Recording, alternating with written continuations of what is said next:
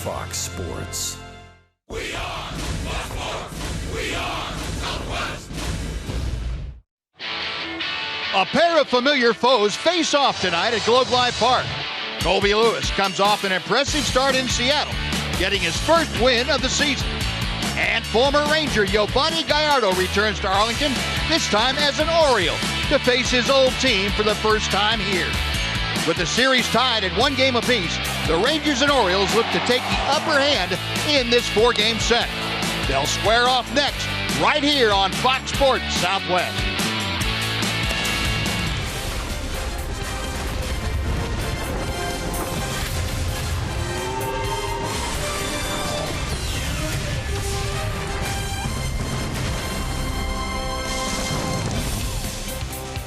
Texas Rangers baseball is presented by AT&T High-Speed Internet. It is a cloudy, breezy evening here at Globe Life Park in Arlington. Mother Nature brewing up some storms for later on tonight. Rangers looking to brew up a storm against these Orioles in Game 3 of this 4-game series. I'll get the game straight here in a second. Folks, welcome in, along with Tom Greaves, Steve Busby. Glad you could join us for this Saturday night of Ranger baseball. Rangers trying to bounce back from a drubbing last night at the hands of a hot Oriole offense. They send their veteran Colby Lewis to the mound in an effort to slow him down. Well, that's a good guy to send out there, Buzz. Colby was a 17-game winner last year, and he's off to a solid start this year. He's had 2 starts, both against Seattle. One here, he gave up 3 runs in 6 innings. His best of the 2 starts was in Seattle. 4 hits and only 1 run in that defeat in Seattle. 1 walk, 6 strikeouts, retired 16 out of the last 18 hitters.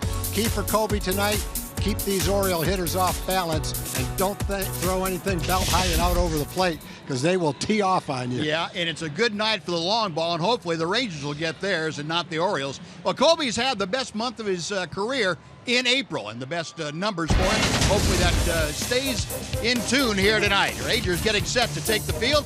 We'll be back with the starting lineups and right after this on Fox Sports Southwest.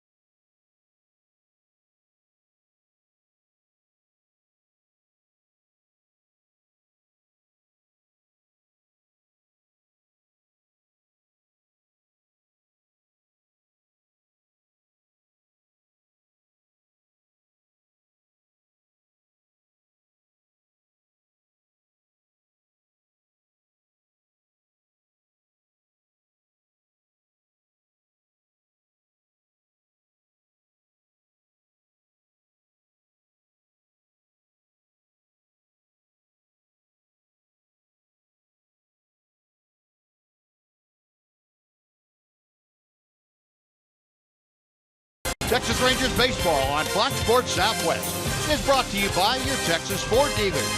Visit your local Texas Ford dealer today for incredible deals and see why Ford is the best in Texas. By AT&T high-speed internet. Get a deal worth talking about. Get high-speed internet from AT&T. And by Southwest Airlines. Transparency, low fares, and nothing to hide. A breezy, cloudy night here in North Texas. Temperatures in the mid-70s. Colby Lewis and the Rangers getting set to go, and we're set to go as we head down and check in with Emily Jones. Yeah, a great performance from Colby his last time out in Seattle, going 6 strong, scattering 4, striking out 6, and walking just 1. Colby says he'll take that every time out. I wish every start went that easy. 90 pitches, 6 innings. Bullpen came in and did a great job. The offense continued to put up runs, and we came out on top. That's always the way you want it to go. But another start here back at home. Always been comfortable here, comfortable on the road. It didn't really matter. Colby says he doesn't care how he gets to the point he got to in Seattle, just as long as he gets there, just wants to go deep into the game and keep his team in it. Sounds familiar, guys. All right, Ed, thank you very much.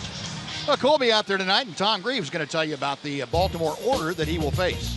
Well, he'll face a very good lineup that is prone to hit the home run. We saw 5 of them last night. Joey Rickard will lead off in left field. Manny Machado with a .405 average is batting second. Adam Jones is in center field, followed by Chris Davis, the cleanup hitter. Mark Trumbo hitting .400 with 2 home runs last night and 1 inning. Will bat fifth. Matt Wieters is the catcher. J.J. Hardy is the shortstop. Pedro Alvarez gets the start at DH, and he'll bat 8th. And the second baseman, coming off a game where he had 2 home runs, is Jonathan Scope.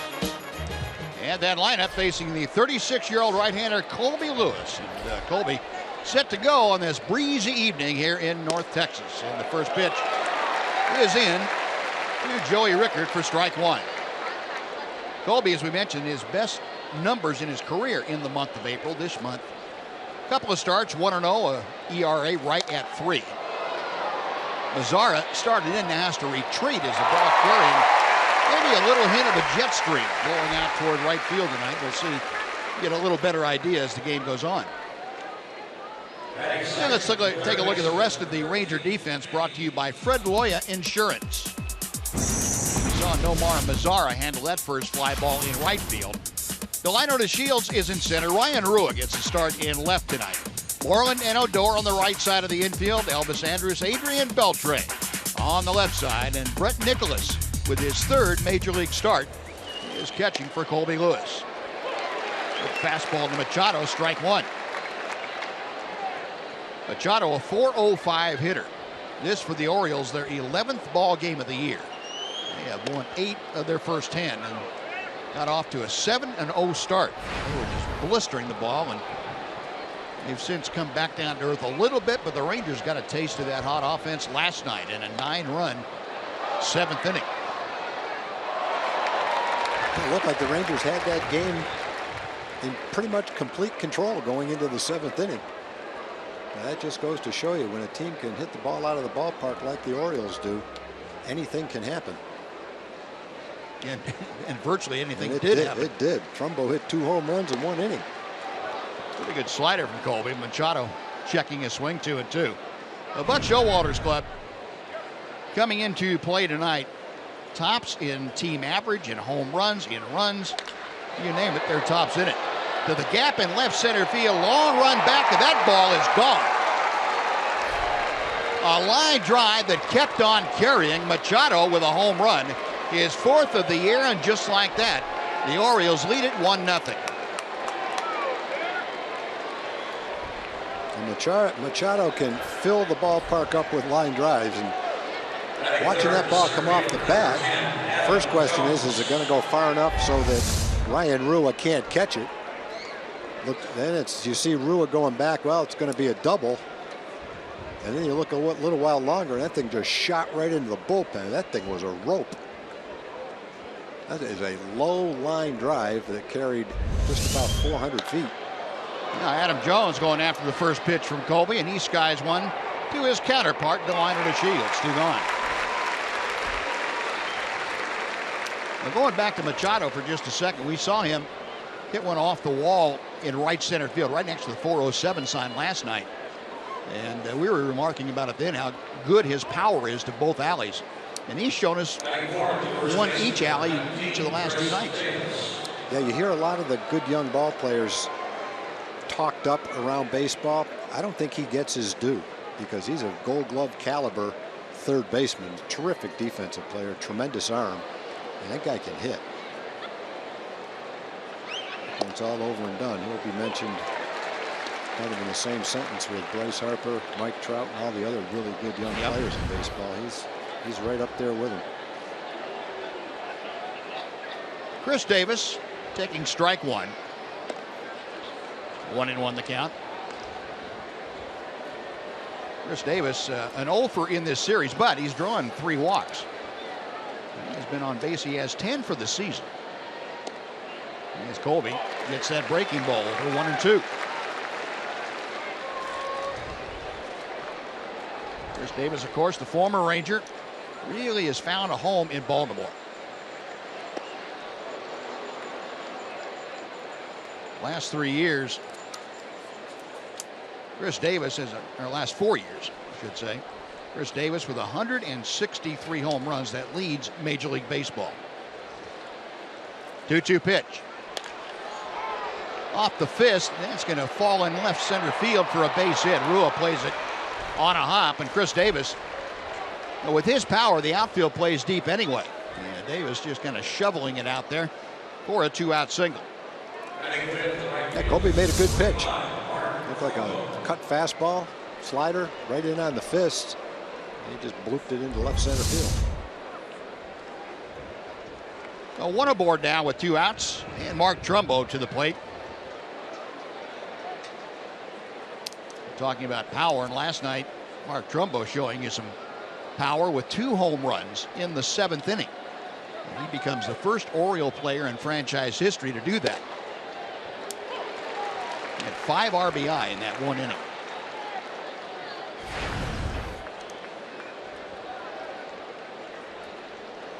Five home runs, 11 driven in for Trumbo. Good slider.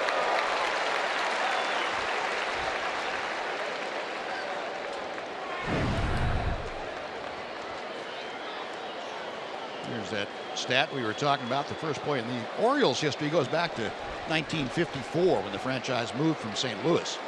They were the St. Louis Browns. And Colby gets the punch out. First inning comes to a close. Manny Machado, however, gets the Orioles on the board with a home run. Get a run on 2 hits and leave 1. Half an inning. Orioles 1, Rangers coming up.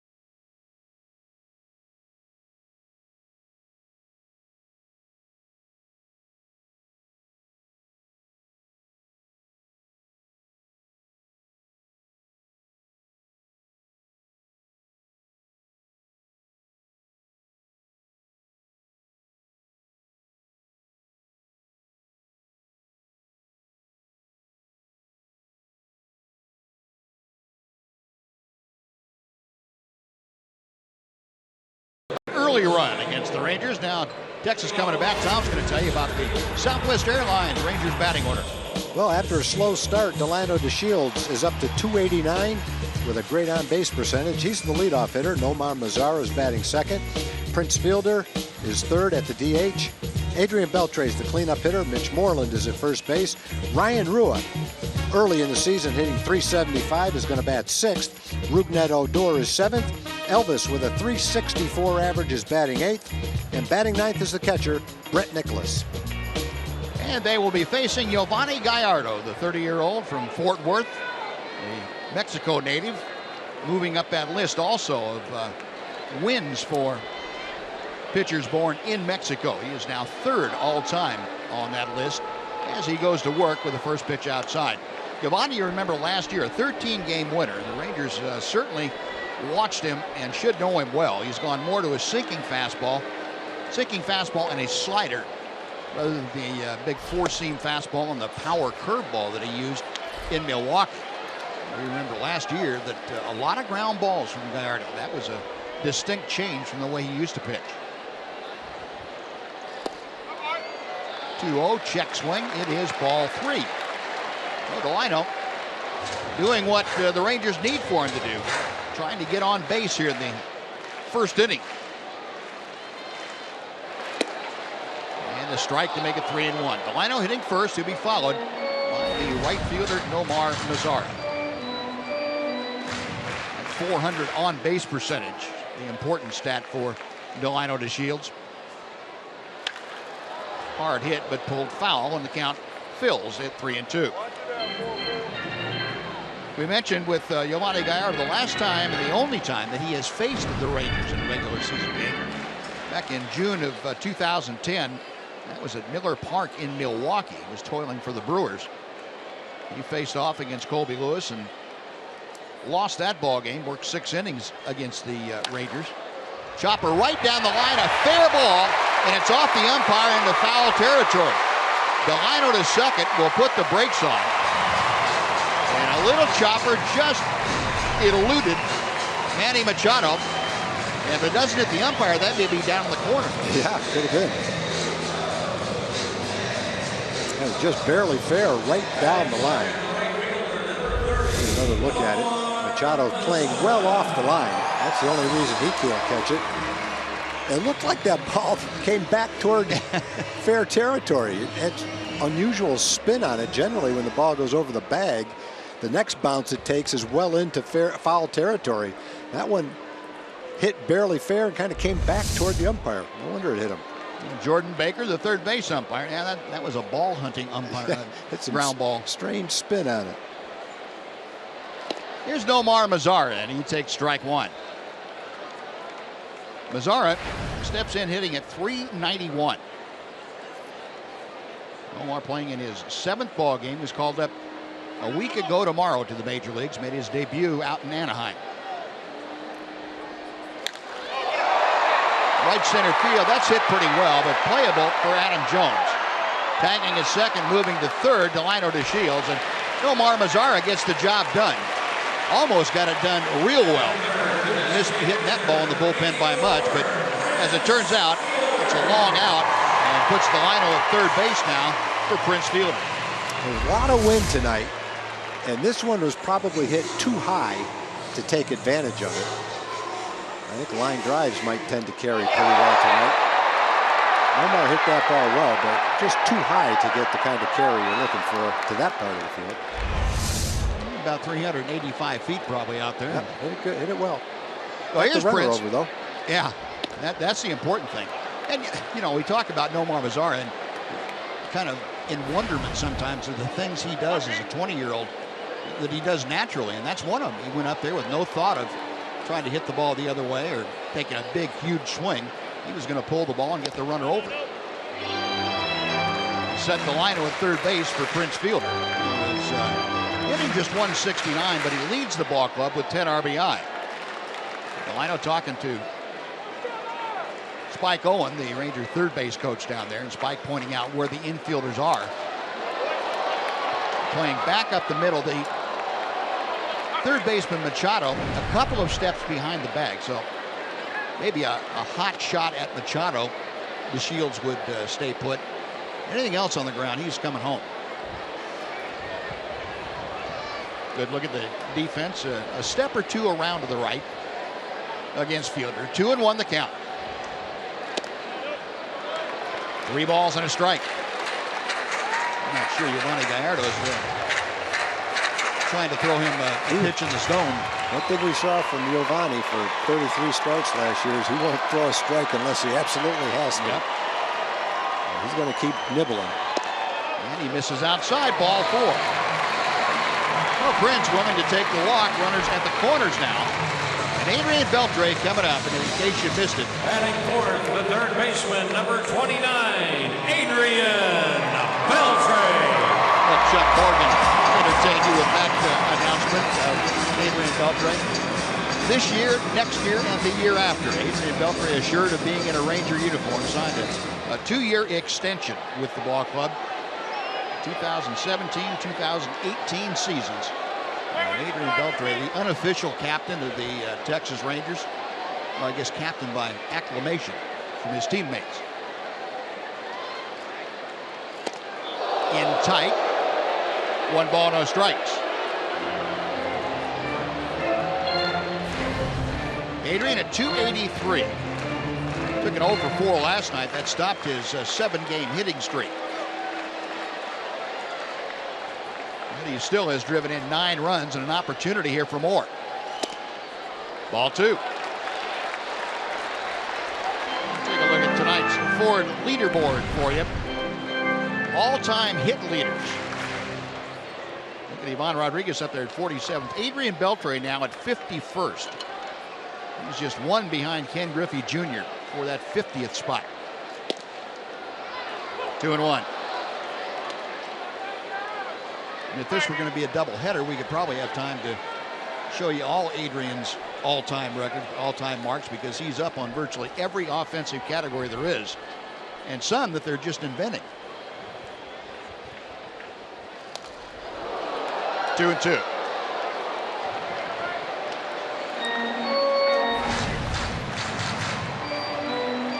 Adrian, since he joined the Rangers back in 2011, a 371 mark against Baltimore. 14 home runs, 34 driven in. Remember, he had a 3-home run game against the Orioles.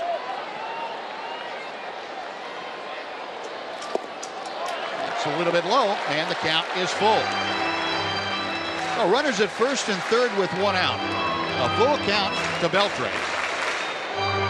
Adrian trying to get aboard to join his teammates, and Mitch Moreland in that on-deck circle.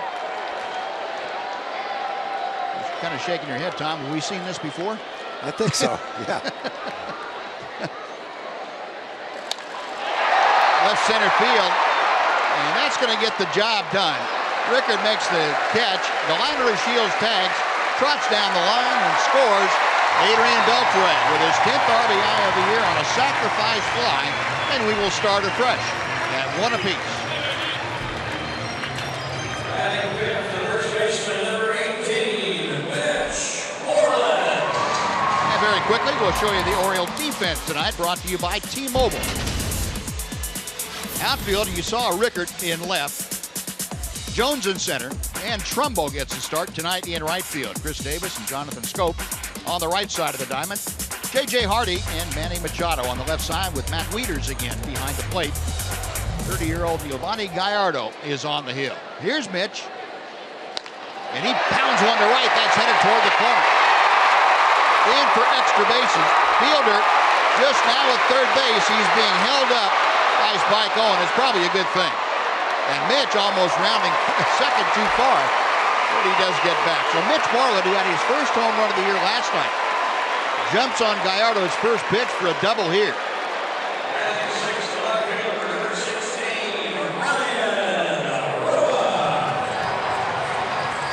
Well, Mitch wasted no time. He got a belt-high pitch and ripped it to right field. Let's see what kind of pitch it was. Looked like a fastball. Let's take a look.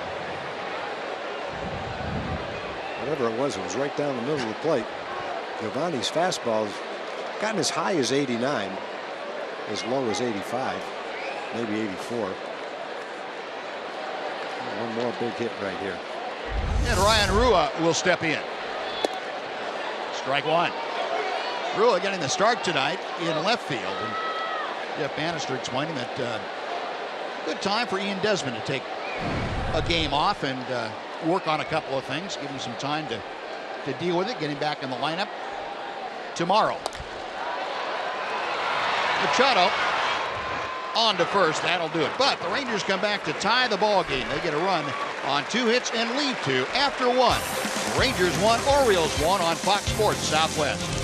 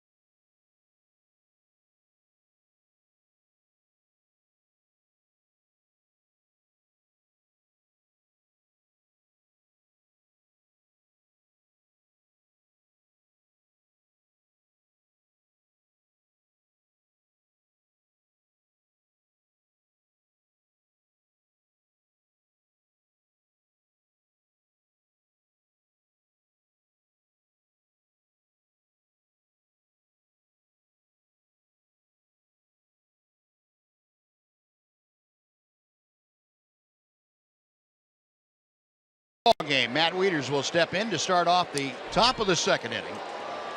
Both ball clubs a run on a hit. Colby Lewis deals strike one. Look, Colby stays to form. He's going to shut the Orioles down from here through the 6th inning because that's the way he's gone this year. Moreland will win that race to the bag for out number 1. He's got a vacuum cleaner over there. And before J.J. Hardy comes up, let's say hello to Jim Knox. I appreciate it, Buzz. Great crowd here watching the Rangers tonight. We got a couple first-time Ranger fans. Yes, we're going to start them young here. Aubrey and Everly. How old is Aubrey? A month. And how old is Everly? 2 months. All right, great to have you guys out here. Both families from Fort Worth enjoying tonight's game. All right, girls look cute tonight in the Rangers outfit. Thanks. Enjoy the game. Appreciate it. Way to go, girls. Buzz? All right, Doxy. We'll start him young. Get him out here and enjoy Ranger games. J.J. Hardy takes strike one. What I was saying about Colby, in the first inning, through his previous 2 starts, he'd given up 3 runs and the opposition hitting .444. There's a fair ball down in the corner by Hardy. That's going to be extra bases. Rua gets it back in, a double by the Orioles shortstop with 1 out. But after the first inning, Colby this year that allowed a 182 batting average. So that's prospects are good for Colby to be good from here on in this evening. That double by Hardy notwithstanding.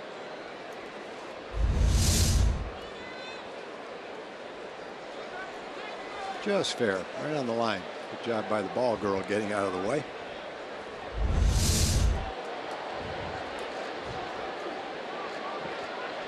Well, Hardy out at second base. Pedro Alvarez was signed by the Baltimore Orioles to come in and be a left-handed DH and pinch hitter for him.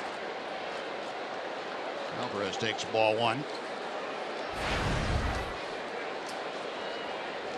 Alvarez, mentioned Chris Davis leads the major leagues with 163 home runs going back to 2012. Well, Alvarez has 111 in that same span. That's the 11th best in baseball. Just what they need, another home run. Yeah, exactly. If you can't get on that list of the most in baseball, you can't be an Oriole, I guess.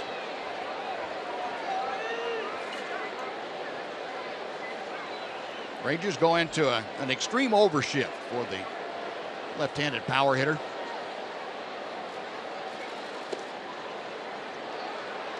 3 balls, no strikes. And with first base open, you would expect Colby to be too enthusiastic about working in the strike zone to Alvarez, at least in the middle of the strike zone.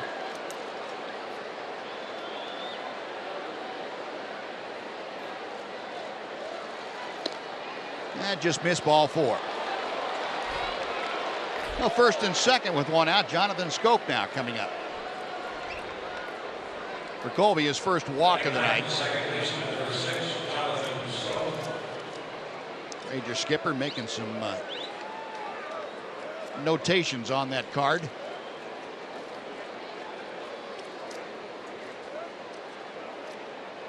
Schoop dropped down to the number 9 spot in the order here tonight. Schoop was hitting a couple of spots higher last night and the night before. Schoop's a very difficult guy to walk. He walked 9 times last year and 305 at bats. But he can put the bat on the ball. He hit a ball last night that was down and in for a home run, then hit a fastball for a home run, had a couple of home runs last night. I doubt he'll be hitting 9th all year, but if he is, he'll be the best 9th place hitter in the league, that's for sure. That note is 3rd career multi-home run game. And he chops that foul. So Colby coming back, jumping out in front of Jonathan Schoop. No balls, 2 strikes.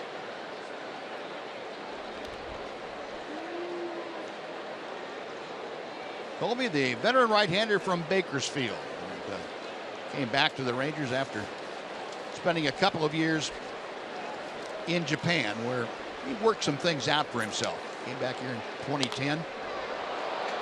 Left field, that pushes Rule back. That had pretty good carry for being a one-handed swing. Catch is made, and Rule with a strong throw into third. That keeps Hardy at second. 2 gone. After last night, late in the ball game, that 7th inning, every ball the Orioles hit up in the air, you hold your breath.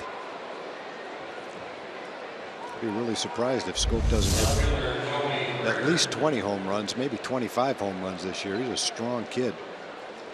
Big for a second baseman. Yeah. But he's a very good defensive player, turns the double play. He might be right on the verge of taking off as a hitter. Well, back to the top of the order for the Orioles. Joey Rickard flied to right field, starting things off tonight. Good breaking ball from Colby for strike 1. Rickard, you'll remember, started the year with a 7-game hitting streak. Set all kinds of records for in Orioles lore. Longest consecutive hitting streak to start a career and to open a season.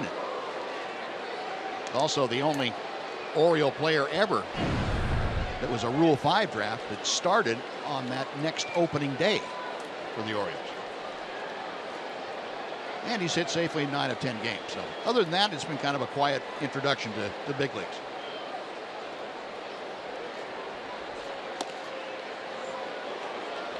Two balls and a strike. Colby trying to nail down the outside corner. Didn't miss by much.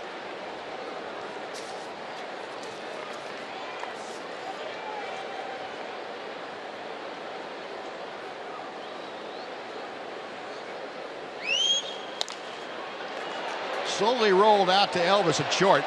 Quick throw, not in time. Rickard able to beat it out.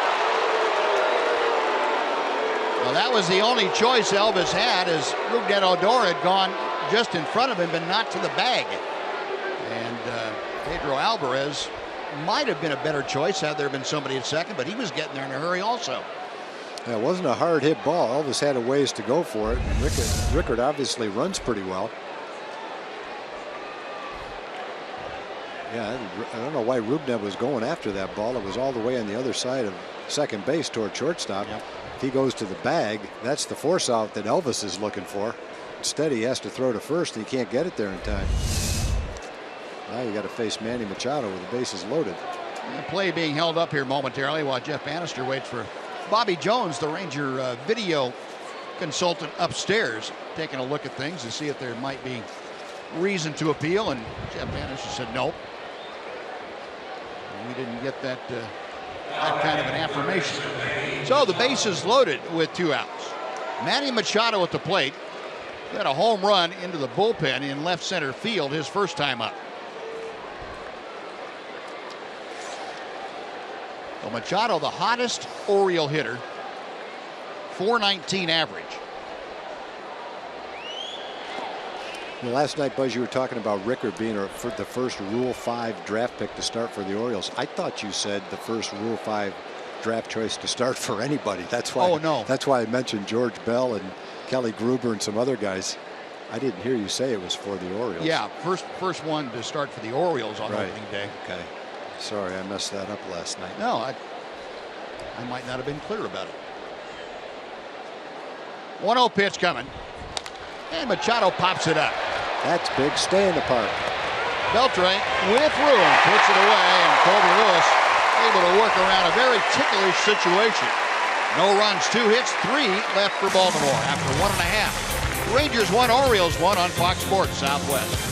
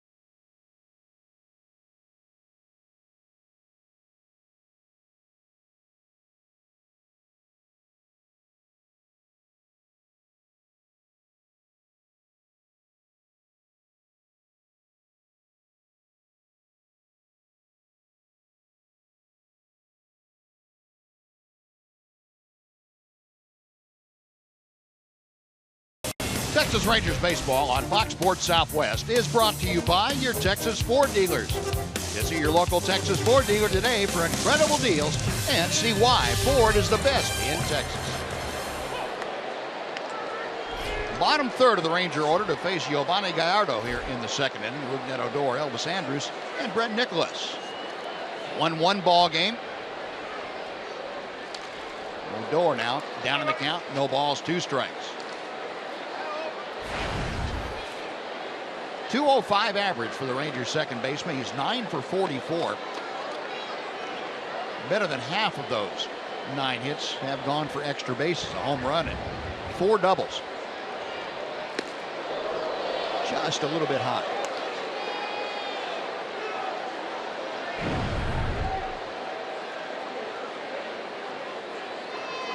And 5 of the last 8 hits, as a matter of fact, have gone for extra bases. Pop foul, that should be back into the seats a bit. There was some scope over there to take a look, but it's back 4 rows. Still 1-2. Nice crowd on hand here tonight. Rather windswept Globe Life Park in Arlington. Breeze coming in from center field at probably a good 25 miles an hour. Flag's pretty well starched. On a play to the left.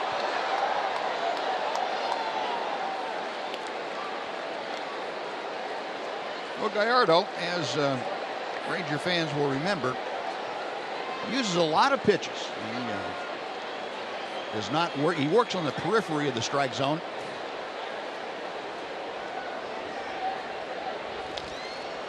And Rugad, realizing that, decided to expand just a bit. You could almost, if it's no balls and 2 strikes, you could almost go up there without a bat, because it's not going to be. If it's a strike, he definitely made a mistake. Yeah. I don't know how Rugad fouled that pitch off. That thing had to be a foot outside. Gets this one hard. Scope, a diving stop. Throws him out. You get a good look at Scope right there. He's a big guy, but he is quick. And he's got an arm, too. That ball was scalded by Rugad. And Scope with 1 quick step, 2 quick steps and a dive. And watch it throw. Get something on that. A couple of good-looking second basemen in this game. Yeah, Rudnad's going to have to file an appeal with the second baseman union.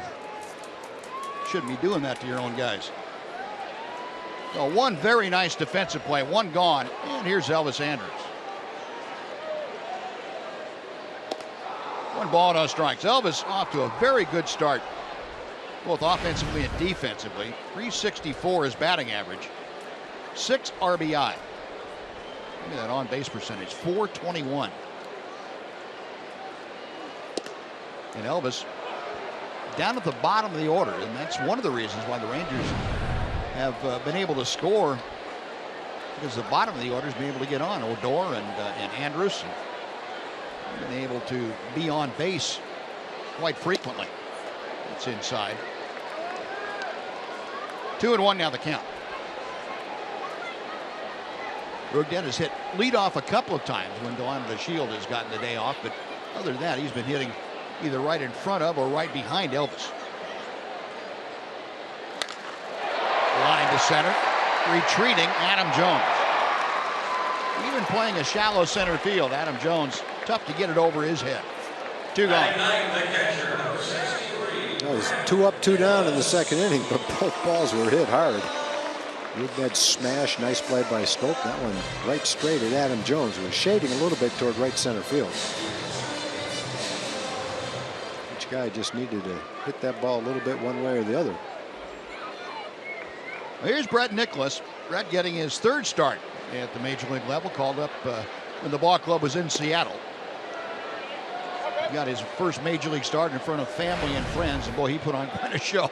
After his first couple of at-bats, he kind of knocked off the butterflies and had a single and a double. And his cheering section was going crazy. Down the left field line, that's going to slice back into the crowd. 1-1. And in case you missed that game in Seattle, the first game, when Brett started, he said, you know, his big dream growing up was not of just playing in the big leagues, but to be able to leave tickets for his grandfather, who is 92 years old, at Safeco Field. And he said, I finally fulfilled that. And after 6 years plus in the minor leagues, Brett acknowledged that, yeah, he questioned whether he was going to be able to do that or not. And as fate would have it, he was able to. Grandfather Frank McCabe was the man who really was influential in teaching Brett Nicholas baseball. There's a base hit for center. The 3rd straight rope that's hit towards center field in this inning. We go back to the first inning, and most of the balls were hit well. Mazzara hit a long fly ball. Beltre hit a long fly ball. Mitch Moreland ripped a double. The only ball that wasn't hit hard, Ryan Rua was fooled on an off-speed pitch and hit a ground ball to 3rd. Other than that, Giovanni's not missing the good part of the bat. Brett Nicholas aboard with 2 outs, takes the Rangers back to the top for Delano DeShields. Delano led things off by doubling right down the 3rd base line. Came around to score on Adrian Beltre's sacrifice fly.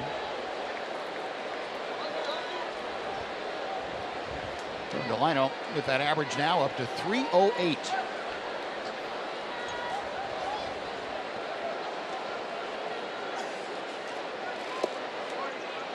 little bit outside.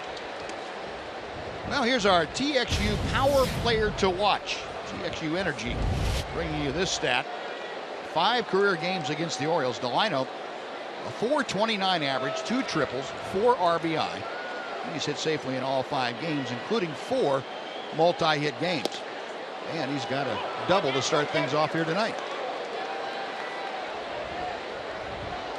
After that pitch was called a strike though, Delino's shoulders kind of slumped a little bit. He wasn't real thrilled with it. And he's still got another one to work with, a ball and 2 strikes.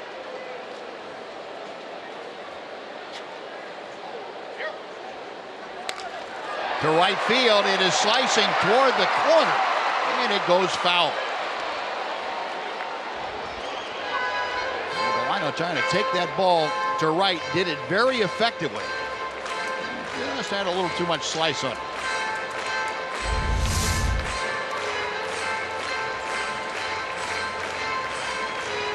He knew it.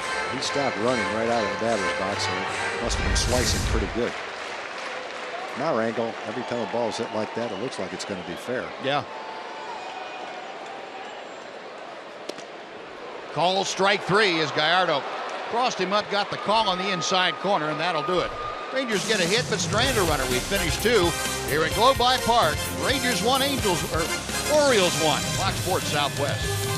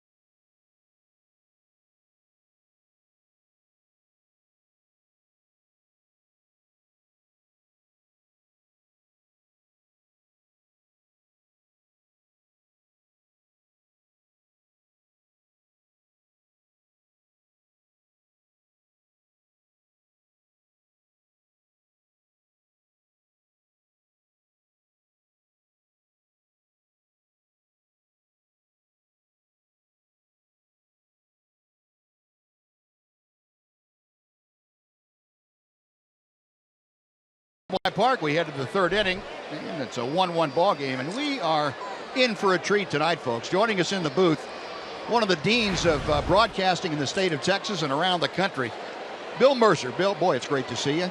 Good to see you guys. I saw Tom earlier. Thank you so much for coming up to see us. Well, it's great to be invited. I have been out here in a long, long time, but sitting up in this high perch is just great. Uh-oh. Got one hit. Yeah. Adam Jones going to the back of the bullpen wall in left center field. His 2nd home run of the night for the Orioles. Adam Jones with his 1st of the year, and it's a 2-1 Baltimore lead.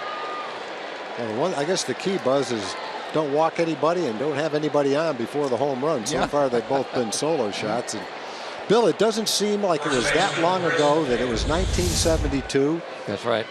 The Senators had just moved to Texas. We're in the old ballpark, and you were announcing for the Rock Pile Rangers, as we used to call ourselves back then. That's probably a good description, yeah. And you were there. I was part of that group.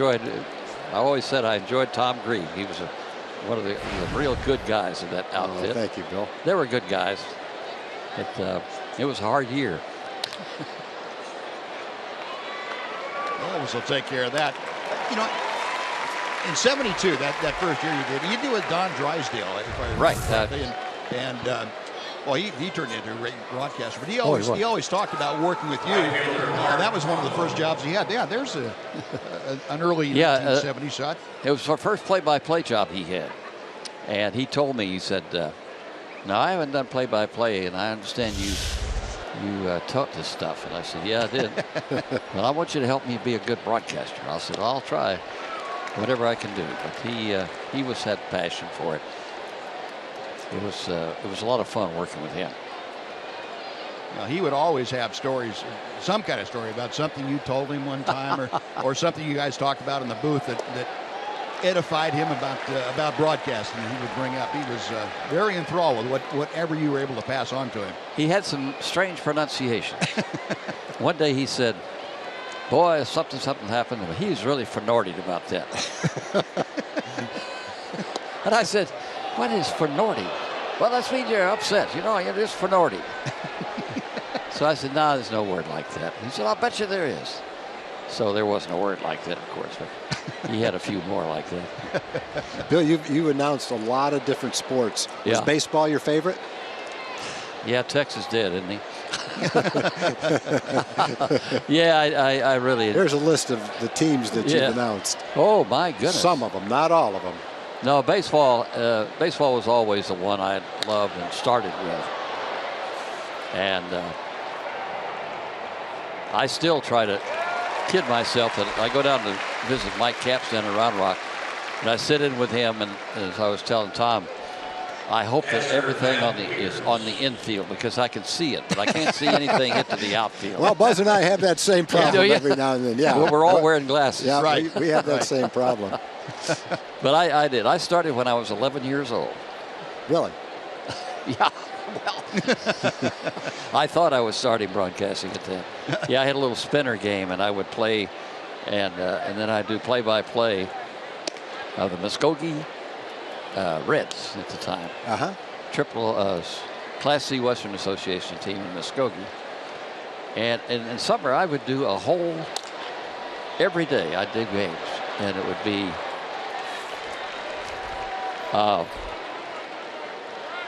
I had the whole conference is set up and everything, and play. I had double headers sometimes. I lived on a little farm then, and so I was kind of out there by myself. I was an only child, and I did that. I don't know how many years, a couple of years. Wow.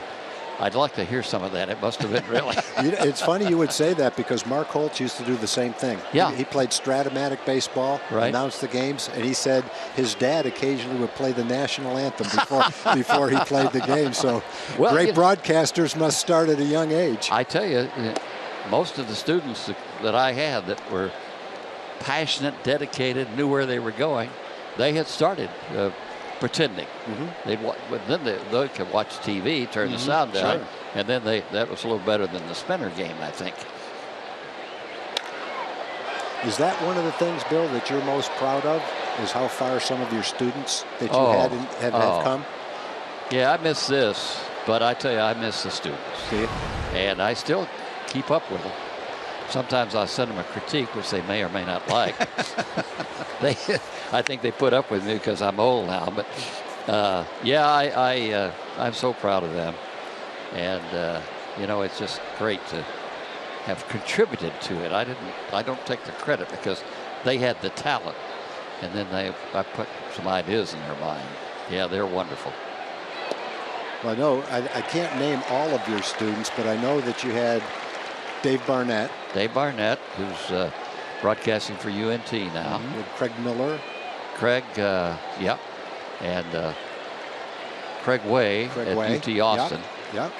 And he's pretty much a legend in the state of Texas now, high school football and all the things that he does. You know what he does? He'll see each other every 5 or 10 years, and we'll talk about something. He said, "Remember that game such and such played?" And I said, "Yeah, vaguely." "Well, the score was such and this, and you said this and that." He's got a mind that just doesn't miss anything. And Mark Followell. Followell, sure. Yeah. Clyde Beltre for a base hit. Hardy and Wieters with back-to-back two-out singles are aboard. Now batting designated hitter Yeah, that first year with all you guys was really something. Now, Ted Williams was the manager. What kind of relationship did you have with Ted as a broadcaster? I really very good relationship with him. I liked him. He was certainly bellicose and you know, overly gyrating, but he was good. He was what he was. Now, would he talk baseball with you? Yeah. On the plane? Did you talk with him on the plane? Right. One day, I kicked myself for never having my tape recorder on at that time. He and Drysdale was sitting over on my left, and he was across the aisle, and they had this argument going, or who was dumber, a hitter or a pitcher? It would have been a classic. I couldn't have used it because their language was a little overboard, but it was one of the greatest That's funny. debates I've ever heard. Well, Bill, we've got. Can you stay with us a little while longer? Yeah. Oh, yeah, I'd stay here all night. All right, good. Well, the Orioles take the lead on the leadoff Adam Jones home run after 2.5, 2-1 Baltimore.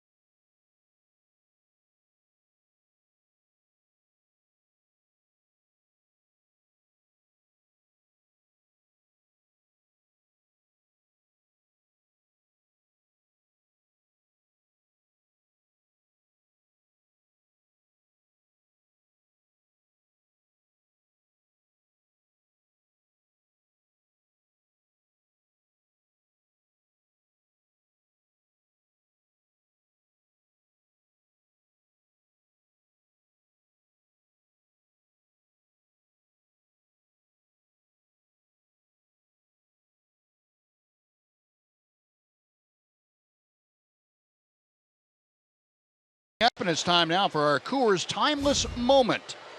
On this date in 1972, the Rangers win their first game in team history.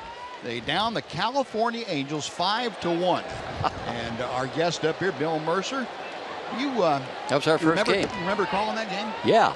Well, you know, they were having that strike, that little strike that they had. Right. And so we all went to California anticipating that the strike would be over in a few days, and I remember I don't know if Don must have stayed with, his wife was out there, so he stayed with his wife. But I and another guy stayed on a yacht that a producer guy of the network had. So I'm out there in California. I'm on a yacht. We went out waiting for the games to start. But so we did start in California, and I think we won one game, maybe. Then went to the White Sox, didn't we? Yeah, went to Chicago. And then opened up out there at the old ballpark. Yeah. Is your producer still around? We don't get accommodations like that from ours. What's that? The the yacht? Yeah. No, in fact, they let him go because he was too expensive. But it was fun while it lasted. Yeah, you can go. I've got to ask you, Bill, not to change the subject, but I have to ask you about something I read in your biography. Oh, you've been reading that? I've been reading up on that. Oh gosh. When you were working for World Class Championship Wrestling, I knew it was coming. I have to ask this. It was syndicated worldwide. Right. And you became the 4th most popular television personality in Israel doing that. I should that's have been pretty number remarkable. 1. Yeah. What happened? Who beat you out for that? The Von Erichs. Oh, okay. The stars of the show. Oh, my Lord. That was, we didn't realize what was going on. Well, I noticed that you were talking to Vic Sosa, one of our great cameramen in the press dining room. So what was that relationship? Well, we started World Class. Mickey Grant and I had the idea that, and the handheld cameras are coming out then. And so we decided that it'd be good to have them on the ring to take pictures in close. And we'd have most of the wrestling around here particularly was long shot, medium shot, long shot, medium shot. So you missed a lot of that. So Vic and Oz Coleman and another guy were the cameramen down at Channel 39. And they made the show. They ran and jumped and flew in the air. And they got, the wrestlers loved it because it made them look, all that great.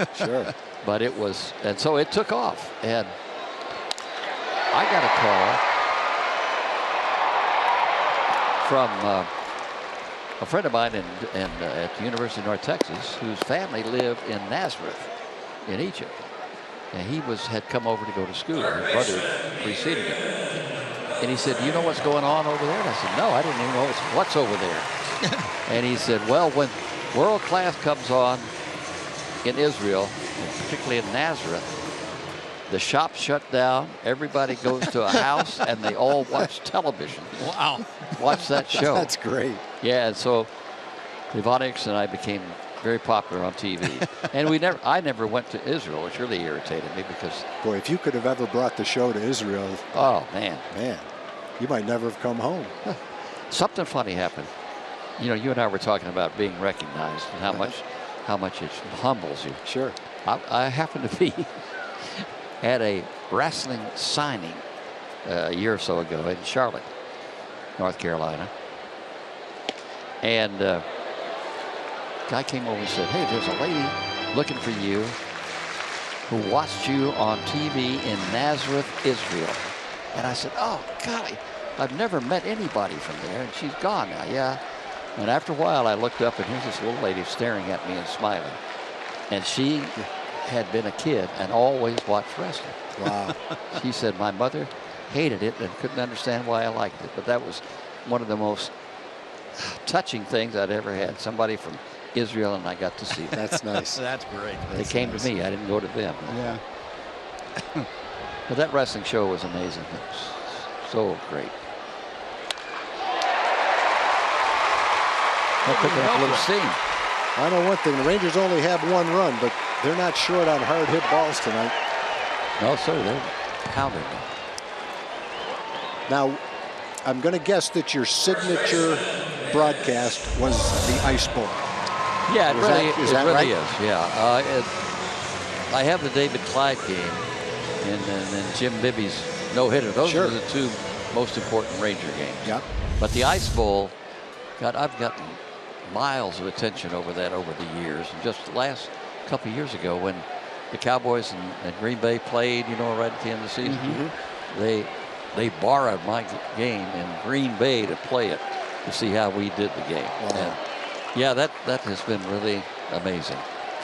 Now I know what the temperature was. What was, for the players on the field? What was it like for a broadcaster? Same exact thing. 20 below zero at game time. Wow. Yeah, I got a wake-up call that morning. It'd been real nice the day before, and so the wake-up call. Good morning. Welcome to Green Bay, Wisconsin. It's 35 below zero. That slaps you in the face. It really does. And the wind was blowing, and I went downstairs and made one circle and came right back in. It was just awesome. Wow. I like to work with the booths open like this. Sure. And even when it's cold. But those, they froze. And so we were in a closed booth. No heat. And you were doing the game with who? With the great Blackie Sherrick. Wow. He and I really had fun. It was a great experience for him. But man, it was. And we decided, let's don't overemphasize the cold. We'll tell them what it is, and then we'll just go ahead and do the game. And every once in a while, the temperature would come on. It's now 24 degrees below zero or something. But we just tried to do the game, and I didn't listen to it for a long time. I was so depressed, thought it was bad because of the weather, and I probably didn't sound good. You know, it's one of those silly things you do, you know. Sure. And then when I finally listened to it, I said, well, it wasn't too bad. And, so it's been my calling card. Yeah, probably. Speaking of your calling, excuse me, Buzz, of your calling card, did you have a signature home run call? No. No? Just I wasn't whatever that came smart. to mind.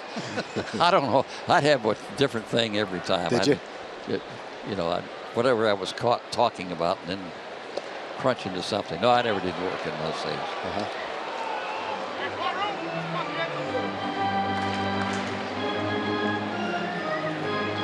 I know there's a lot of ex-Rangers watching tonight. I know our trainer Bill Ziegler is watching. He wanted to say hi, and Rich Billings is watching. Son of a gun. Yeah, he's great. There were really a bunch of fine people on that team. Randy Galloway's watching. He wanted everyone to say hi to you for him. Yeah. Hey, Randy, remember when I got the death threat in Boston? I'm sure my phone's going to start ringing any second now. That was a highlight of my career. I, of all people.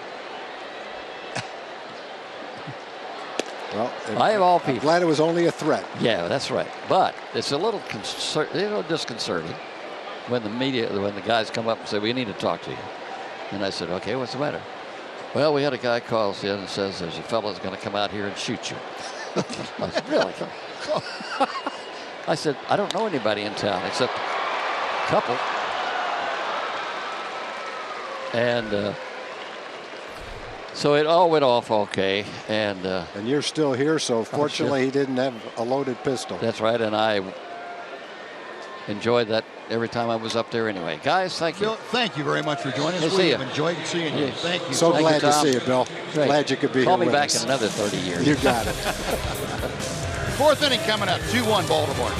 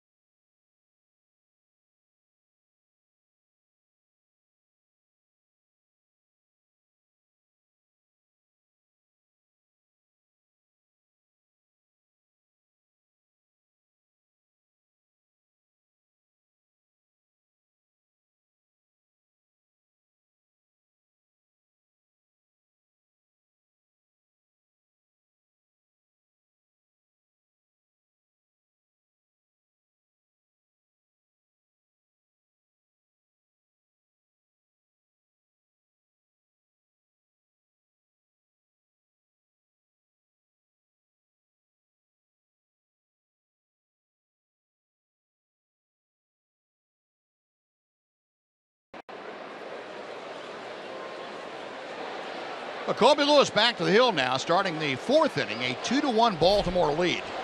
Both runs coming on home runs, one by Manny Machado, one by Adam Jones. And Jonathan Scope leading off here in the fourth. Scope, a fly ball to deep left field, his first time up. Colby with the off-speed pitch, looked like the slider. And that has been a good pitch tonight for Colby. Two balls that have been hit out of the ballpark pretty much stayed in the zone a little bit too long. too much more toward the middle.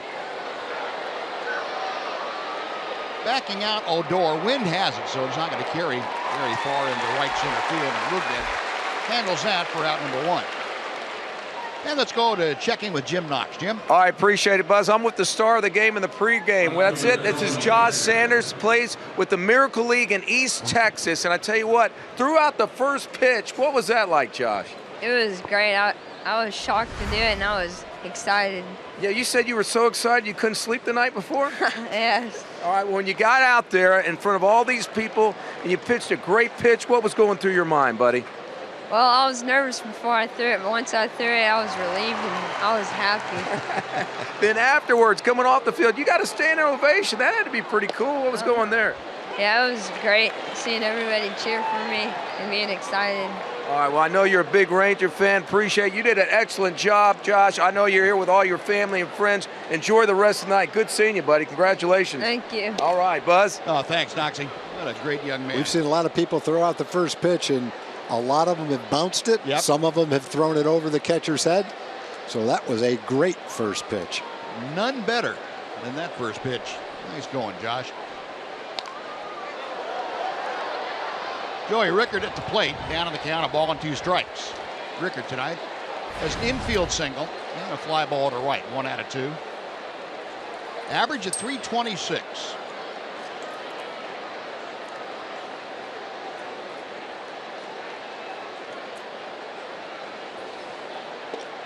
Check swing. Did he go? Yes, he did. And Kobe Lewis with a strikeout. That would be his second of the night. There are 2 gone for Machado. Kobe's had a good curveball and a good slider, and that's exactly where you want to keep it with 2 strikes and hope you get the swing, which he did.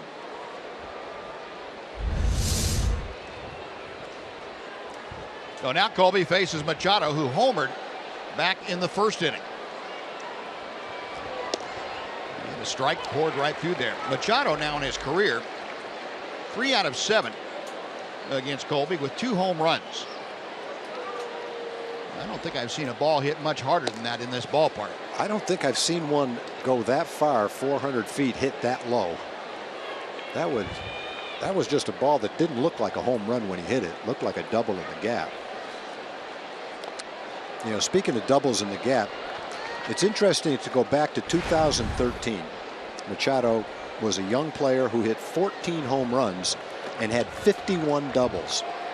2 years later, he hit 35 home runs and had 30 doubles.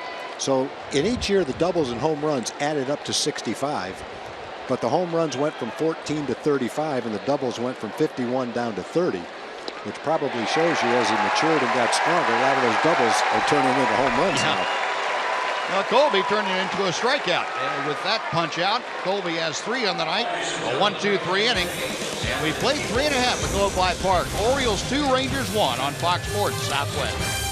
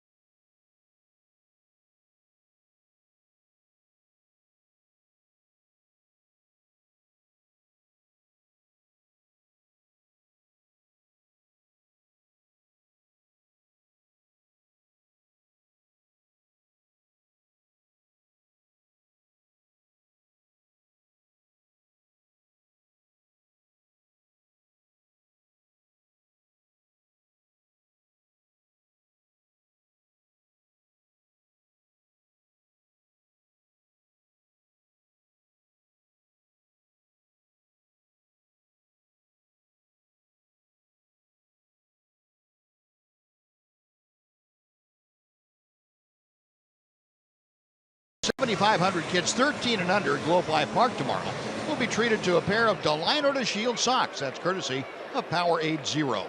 Bring the whole family on out here to Globe Life Park. Watch the Rangers take on the Orioles. It's the first Sunday matchup of the season. Just visit TexasRangers.com or you can call 972-RANGERS if you prefer. Rougned Odor starting things off in the bottom of the fourth inning. And these guys one to center field where Adam Jones is stationed. That is out number one. So Rougned 0 for 2. Now Elvis Andrus will come up.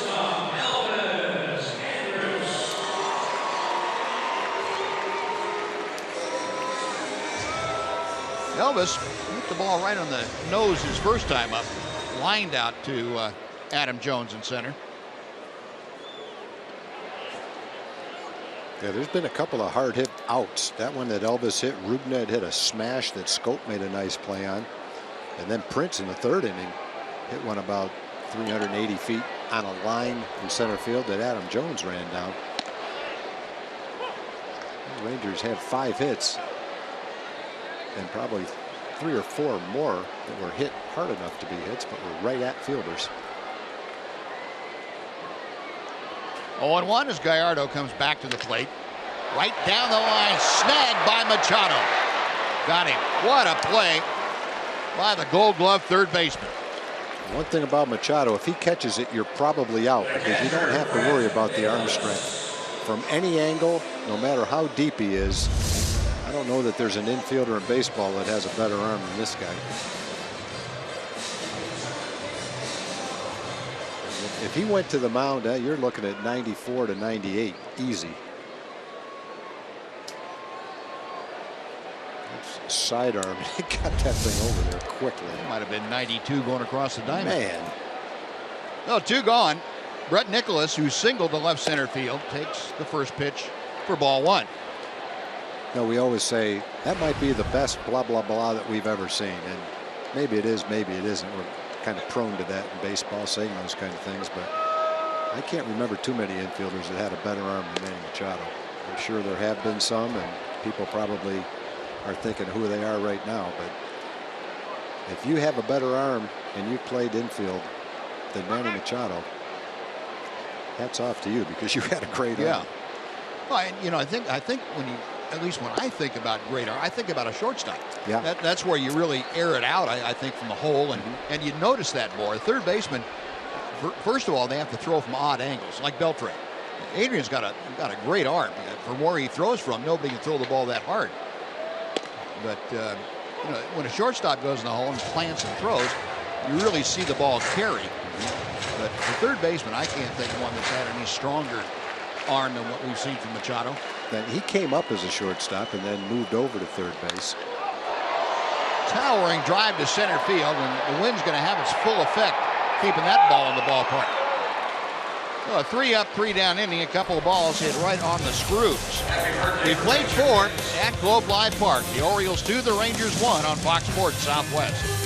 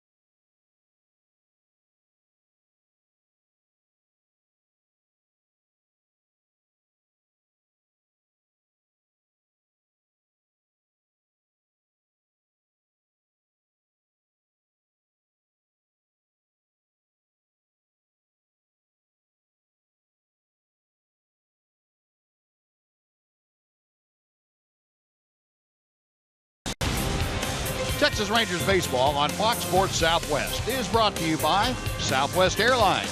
Transparency, low fares, nothing to hide. And by Mazda. In every car we make, you'll see why driving matters.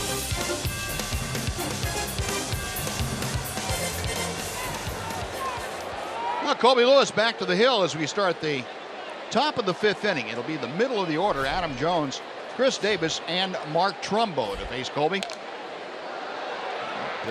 Just fouled back and out of play.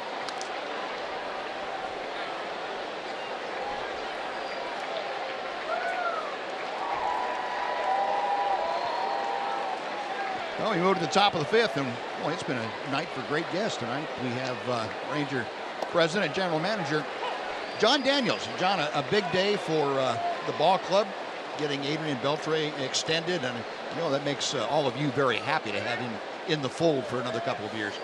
Yeah, I made the comment today that we make a lot of tough decisions. This was a pretty easy one, and it took a little bit of time just kind of getting to a spot where he was comfortable and we were comfortable, but the intent all along was the same. He wanted to be here. Obviously, we wanted him here.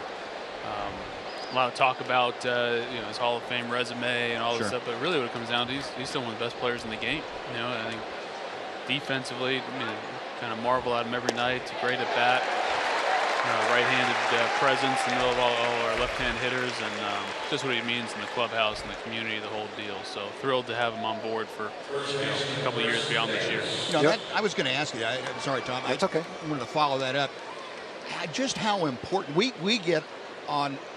We get pretty excited about how important he is to us on the ball club. Well, what he looks like on the field, what we see him do. How important is he from an organizational standpoint to have that quality of a human being on your club? I think it's big, and the other piece of it is we got all these good young players coming up. See, one of them almost make a great catch there. You see, you have all these good young players coming up, either here now, like Nomar and Odor and Shields and Rua, and more guys coming. And like, what better leader and kind of example could we have on the club? As far as how we play the game, how we prepare, how we go about it, and Adrian. So I think that piece gets overlooked a little bit.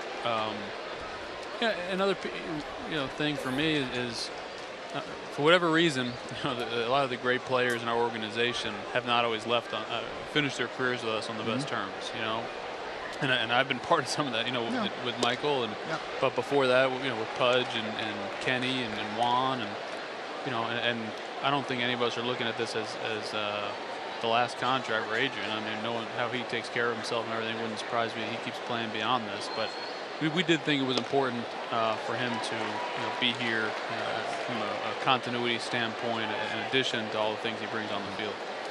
I was interested, when you were talking back and forth, that there really is no comparable when you try to figure out how many years he's worth, how many dollars he's worth. It's hard to look at any other player and find one like him that you can compare him to. No, there are some great third basemen that have had longer careers for whatever reason at that position. It seems like durability comes in a little bit, but there really is no true comp, quote unquote comp, as far as a guy that matches up and made it easy. And I think that's why it took a little bit longer, because there wasn't somebody to really point to. I think you can make a case easily that as a true free agent, he would do really well on the market, especially if teams are able to look past the age a little bit. And when we signed him originally before 2011, we heard a lot that the contract was too long and he was too old, and so we've been down that path before. And the reality is that he's already beaten all the aging curve. He's already beaten all the the studies and what you'd expect. Not just he's doing things at an age when most guys don't. But that's 15 years from now, 10 years from now, when you look back and the class he's considered, probably Hall of Fame caliber guys, most of them do that. That's what makes the great ones, that they don't fall on the bell curve in the normal range, and he's capable of some different things. Well, 10 days into this season, it doesn't look like there's any difference in him right now than there was 4 or 5 years ago.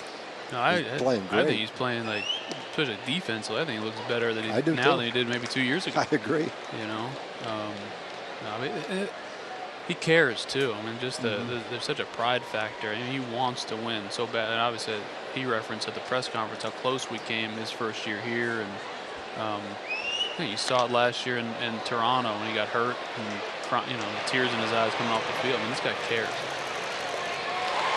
And he always, whenever anybody ever talks to him about playing here, he always says, I play here because I think we contend, and John Daniels has assured me that as long as I'm here, we're going to have a competitive ball club. And I think that goes back, to pointing out what you're doing, and he believes in you to make that competition level. I paid him a little extra to say that. It's all right. I mean, listen, he's lived up to his end of the bargain, and organizationally we're on the same page. Right.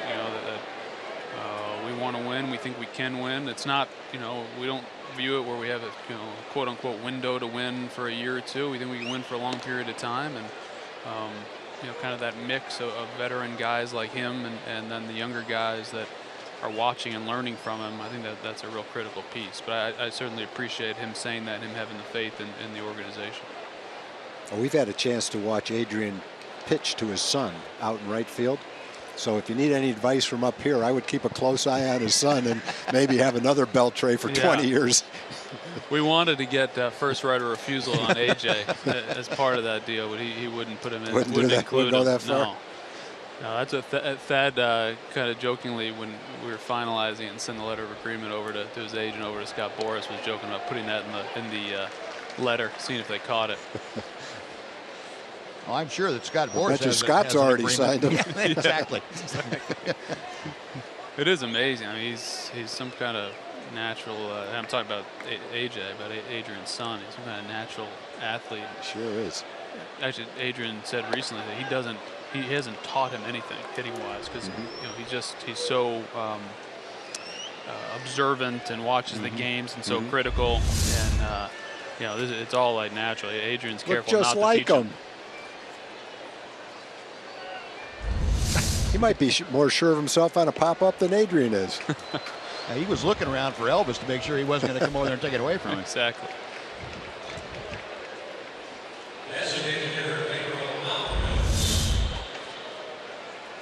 There's AJ again.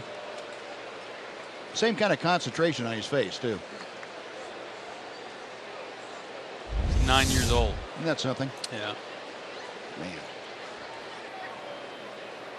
Adrian was, what, 15 when he signed? Yeah. Not supposed to be. Yeah. He was. Well, some of these young basketball players are signing with colleges when they're like in 7th grade and things like that. So I guess he's going to have to go through the draft. So you're only going to have 1 of 30 shots at him, right? Yeah, exactly.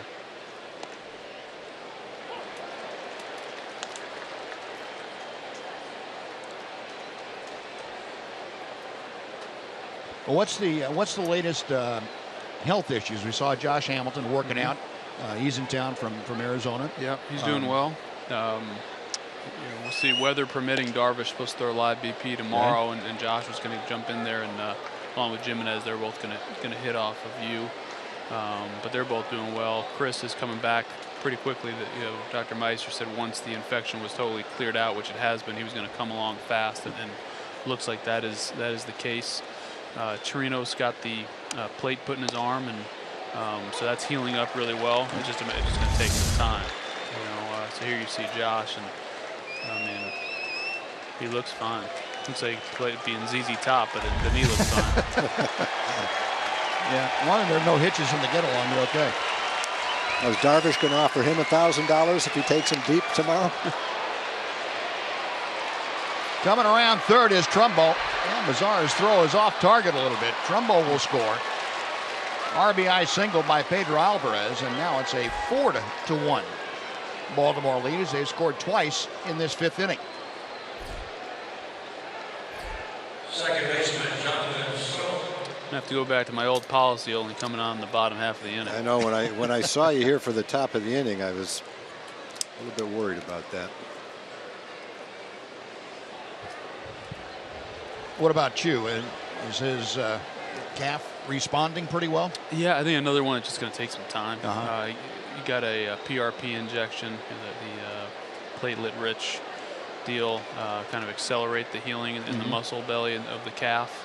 He's spent a day or two where you could tell he had a real limp, and now he's walking around, you really can't tell anything. It's just a matter of giving that muscle some time to heal up. But should be one of those that once he's back, it's truly 100% and won't be lingering.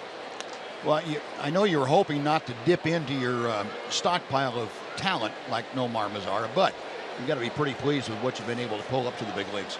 Yeah, I mean, he's quality of at bat pretty much every time out. It's been outstanding. And really, the same thing with Brett Nicholas. Right. I mean, obviously, kind of considered a little differently. Nick is versus Nomar, but I mean, Nick's been tremendous. He's had some good at bats, and I think he's done a good job with the staff as well. He was a guy that, has been in big league camp before, but I think this year, after going to winter ball and kind of taking his game to another level, making that commitment, I think this year really opened some eyes with the staff, even more so than he had in the past. And he just continued to mature. Actually, the scout that signed him, Dustin Smith, he's here tonight as well. He caught in our system too, Dustin did, but he signed Nick at a University of Missouri 6 years ago, and so he's here tonight to see his first start at home.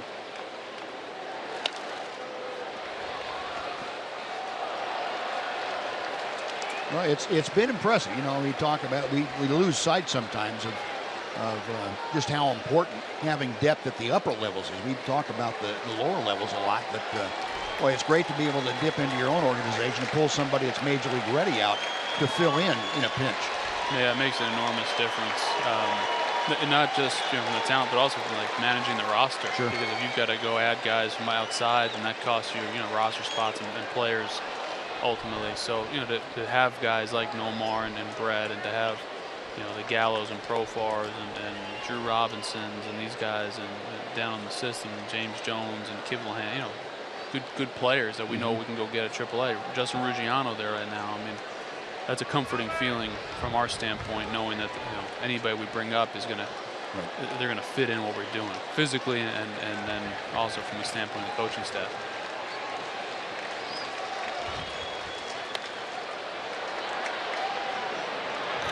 Elvis, a little fire on to first, scoped on, but the Orioles score a couple, 4-1 Baltimore. John, thanks for stopping by. We appreciate it. Thanks for the update on everything, and again, congratulations to the Bell team. Thank you very much. Thanks for having me on. Great. Rangers coming to bat in the bottom of the fifth, now trailing 4-1.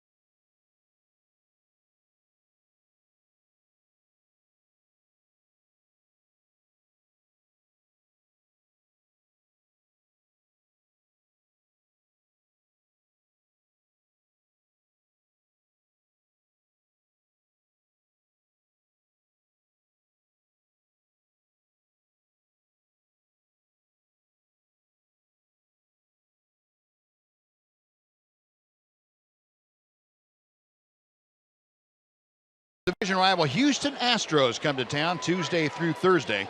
First three games of the Silver Boot Series this year, and it's sponsored by the Texas Lottery. Make sure and wear your red out here to Globe Life Park.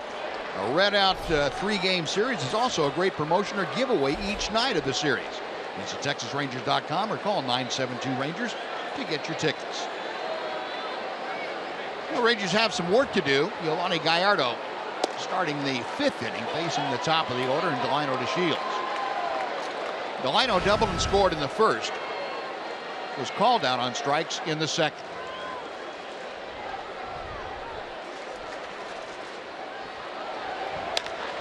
That ball is hammered down the left field line, into the corner, and foul.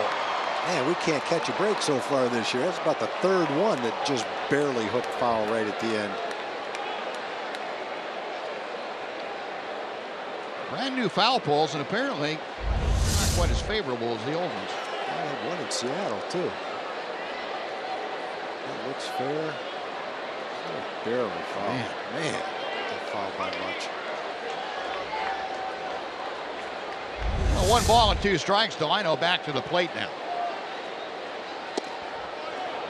2-2. Tell you one thing, Giovanni Gallardo's given up 5 hits, but he's given up at least that many hard hit balls that have not been hits. Yeah, it's kind of frustrating to be at this stage of the game and only have 1 run the way that they've hit the ball. And Delino going the other way. That's sliced deep into the right field corner. And that is foul. Man. Yeah, now you say to yourself, how many hard hit balls can I have in one at bat? There's one that almost had a home run, almost had a double, maybe a triple, depending on how it bounced in the corner.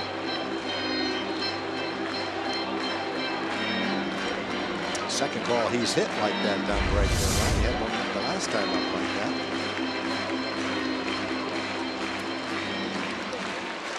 Well, going foul pole to foul pole, Delino DeShields has gone just outside of them each time. High in the air to left field. Reichert back right at the base of the wall and puts it away. Delino kept it between the poles that time, but also just shy of the fence for out number 1. And let's check in with Emily Jones. Well, we want to tell you about a new feature here at Globe Life Park in Arlington for all Friday and Saturday home games. It is the New Era Alumni Alley from 6 to 6:45 every Friday and Saturday here at Globe Life Park. Guys like Pudge Rodriguez signing autographs from 6 to 6:45 underneath the overhang by the Grand Slam gift shop. That Pudge guy, he's everywhere, you guys. Including right beside me. Hi, Pudge. Yes, he is. See Pudge after the ball game there in Hardigan on Rangers Live after the contest. 0-1 to Nomar Mazara, who is 1 for 2. Mazara last time up slapped a single to left field. He's also skied to deep right center field.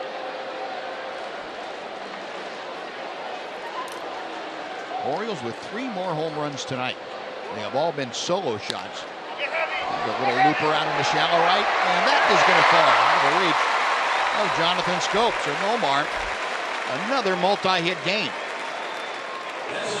Now has 11 hits in 26 times to the plate.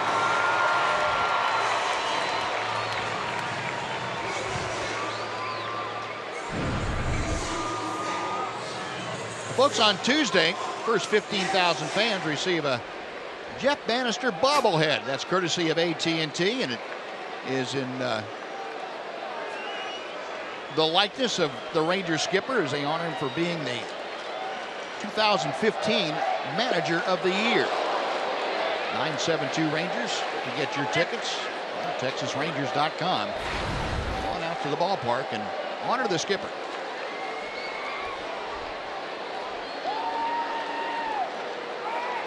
Chris Fielder has walked in line to center.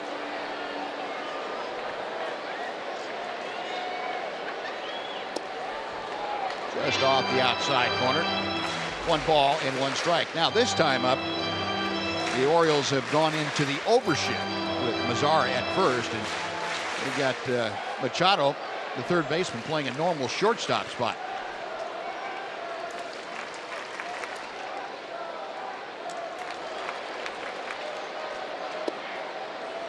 So apparently, in the 5th inning of a ball game, when you have Giovanni Gallardo on the mound and Prince Fielder has gone 0 for 1 with a walk, and there's 1 out, Mazara at first, you go into the overshift. I guess that's how scientific it's become. So I'll make sure I had that all straight. Does it have to be on a Saturday? Maybe. Kurt says, I don't care what it is. I put it there, and there's not a player within reaching distance. First and third with one out. Prince Fielder, the base hit. Well, they weren't the two hardest hit balls of the day for the Rangers. In fact, they probably hit 4 or 5 balls that have been outs harder than those 2 hits. But they found a hole, and that's what it's all about.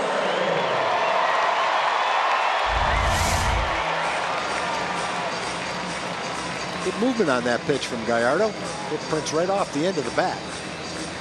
But unlike the last time when he hit a bullet to center field that Adam Jones ran down, this one is dumped into right center field. First and third and one out. Maybe trying to get back in this game, down 4-1. And here's Adrian. 1 for 1. Sacrifice fly in the first, a base hit to left in the third.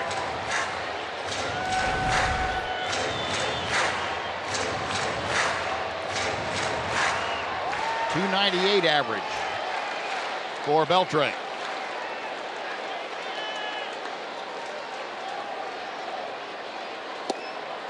One ball and 1 strike. Beltre, 4 for his last 7 times to the plate with a runner in scoring position. The ball club, Rangers hitting very well. They are second in the American League overall with a .303 average. That's second only to Baltimore. That .313 mark. He has Mazzara at third. Slowly hit Machado. As a play at second, they get the force on the sliding fielder in to score. Nomar Mazzara. It's an RBI for Adrian Beltre, and that cuts the lead to 4-2 Baltimore. First baseman, Mitch Moreland.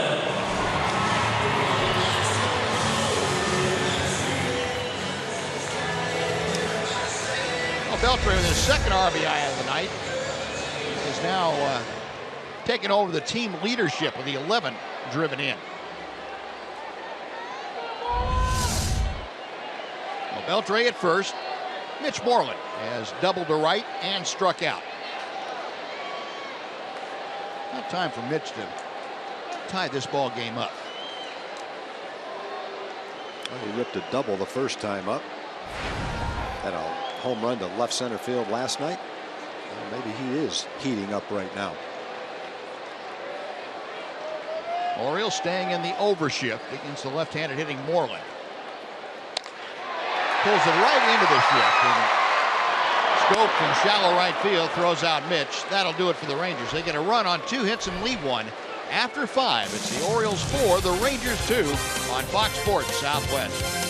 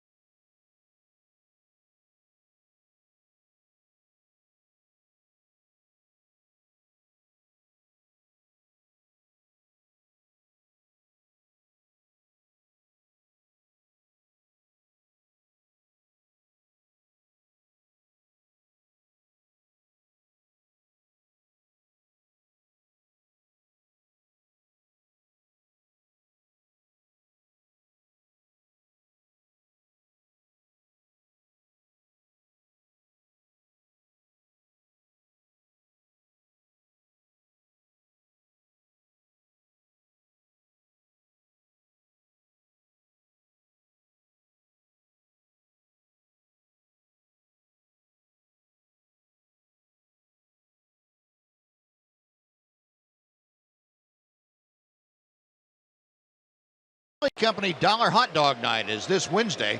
Rangers take on the Houston Astros. Head on out to Globe Life Park. You can enjoy ballpark hot dogs for just $1 each. And don't forget to wear your red. You're red out the Astros. Visit TexasRangers.com for tickets or call 972-RANGERS. Colby Lewis back to the hill. And he is dealing to the top of the order. That's Joey Rickard for the Orioles. Rickard 1 for 3 tonight with an infield single. A ball and a strike.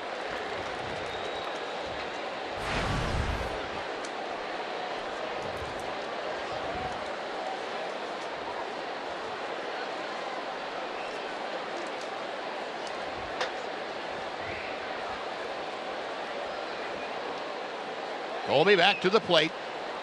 Good fastball tied him up. 1-2. That was Colby's 92nd pitch of the night. 60 strikes and 32 balls. Mentioned the 3 home runs, solo home runs to Machado, Jones, and Chris Davis.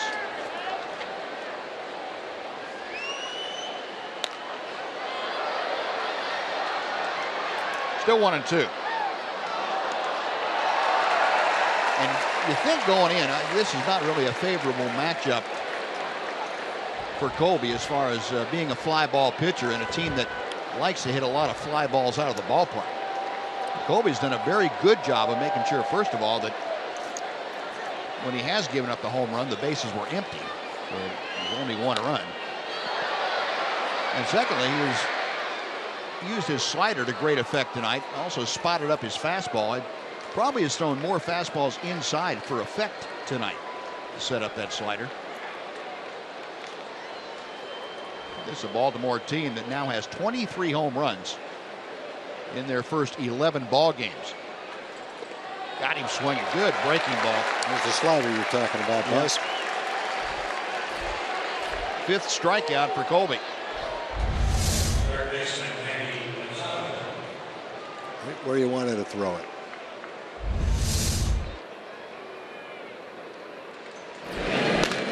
Alex Claudio and Tony Barnett loosening in the Ranger bullpen. Newest member of the rotation, Nick Martinez, is out there too. Not rotation, but bullpen, I should say. There's Nick. Well, Nick is in the rotation at Round Rock. The Rangers called him up today. 0-2 to Machado. Manny Machado, a home run in 3 trips. The home run in the first inning, his 4th of the year. Laid off that slider. Tough for a right-hander to do, but he did it well. Machado's played in 173 straight games. That's the longest streak in baseball right now. Oh, another great slider.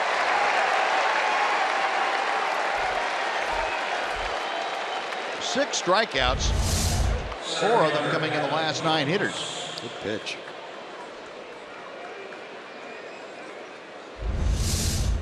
I think that 5 in the last 10. Oh, 2 gone.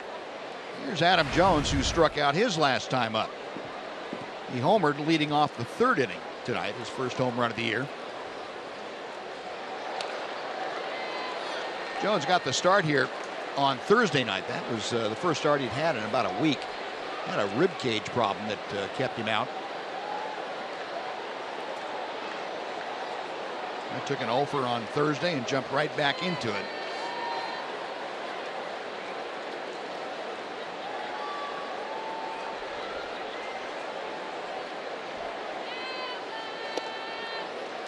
Took something off the breaking ball, and the curve stayed inside. 1-1. Orioles tonight 4 runs on 10 hits. Rangers 2 runs on 7 hits. Pitch down and in.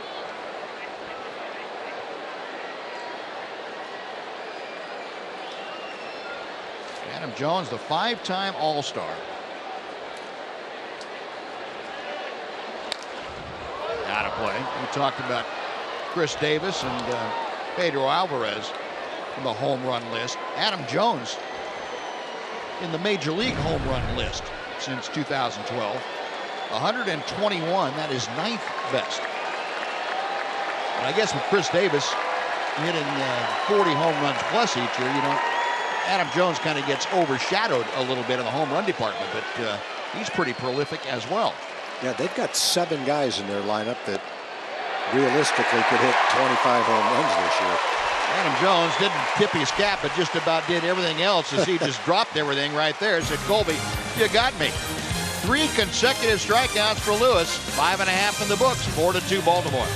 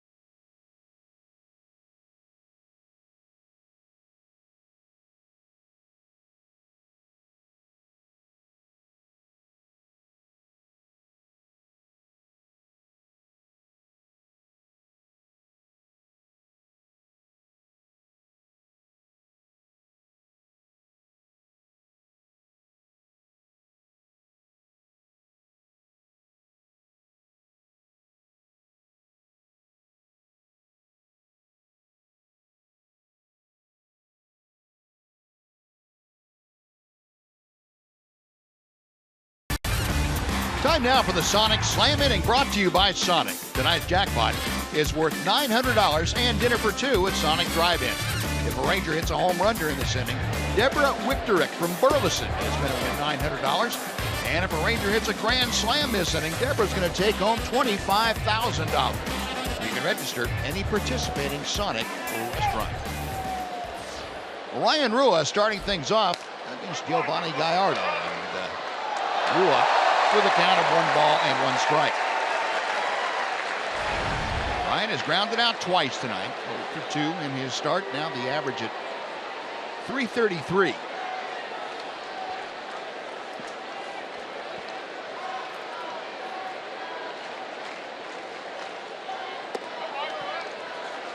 Two and 1. Ryan brings in a 3-game hitting streak that's seen him be a .500 hitter. He's gone 6 for 12 coming into play tonight. Now 6 for 14. And he popped it up. Gallardo had him out on his front foot a bit. Scope takes care of it. 1 gone. And before Rougned Odor steps in, we send it over to Aaron Hardigan for a Chevy game break.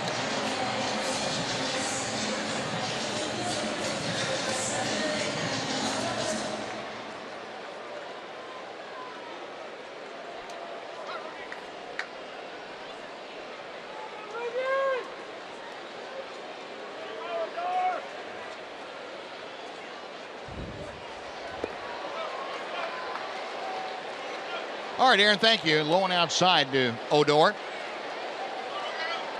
Rougned smashed the ball up the middle that Jonathan Scope made a diving stop on and threw him out back in the second. Last time up, Odor skied to center. Hits this hard off Davis's glove. Scope tries to barehand it and can't find the handle. Well, one thing for sure, if Scope did barehand it, he was going to throw a rocket to first base to try to get him. Chris Davis was bracing for the velocity on that throw. Tricky hop for Chris Davis, who's a good first baseman. Tried to backhand it, couldn't do it. Stood his ground and took a stab at it. And a little too much heat on that ball off the bat, so the official score, Will Rudd, rules that a base hit for Rougned Odor. Rangers now with 8 hits. I'd agree with that call. Yeah. The one gone. Here's Elvis. Andrus is lined to center and been robbed by Machado at third. A diving stop back in the 4th inning. Well, we talked in the first 2 games and now tonight about how good this Baltimore defense is, and we've seen it firsthand here tonight. Machado has made a couple of great plays at third, and Scope over at second has kept up his end of the bargain too. J.J. Hardy, the shortstop, year in and year out when he's healthy and playing a full year, one of the best in the business. Yeah, they talk about the San Francisco Giant infield, and well, they should. It's a homegrown infield. Duffy, Crawford, Panic, and Belt. Posey's the catcher. And that's a great homegrown infield for sure. Machado, Scope, back to Davis. But there's an example of what this infield can do. Offensively, this infield's probably better. You're not going to be much beaten out by anybody with defense like that. No runs a hit, nobody left after 6. 4-2 Baltimore.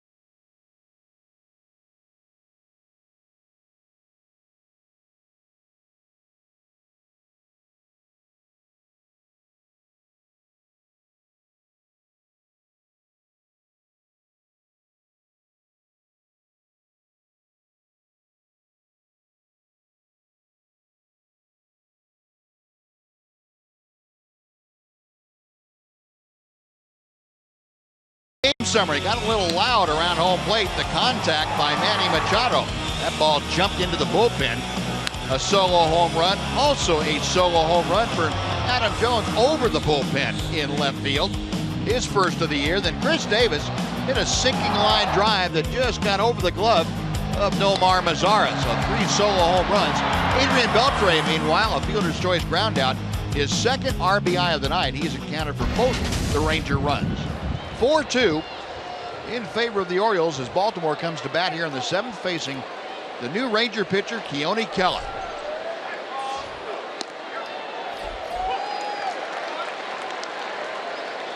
Kela in to replace Colby Lewis. Kela appearing in his 6th ball game. 5.79 ERA in just 4 2/3 innings. Opponent's hitting .263 against the right-hander.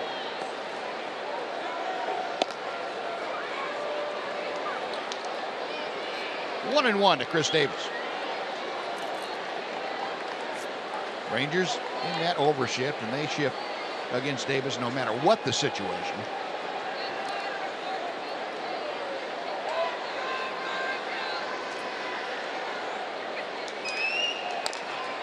Little tapper foul, and the count goes to 1-2. Keone Kela celebrating his 23rd birthday today.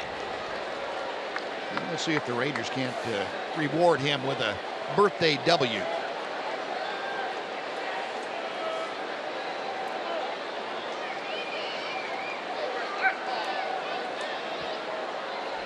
A home run for Davis to go along with a single, his first 2 hits in this series. Single came back in the first inning.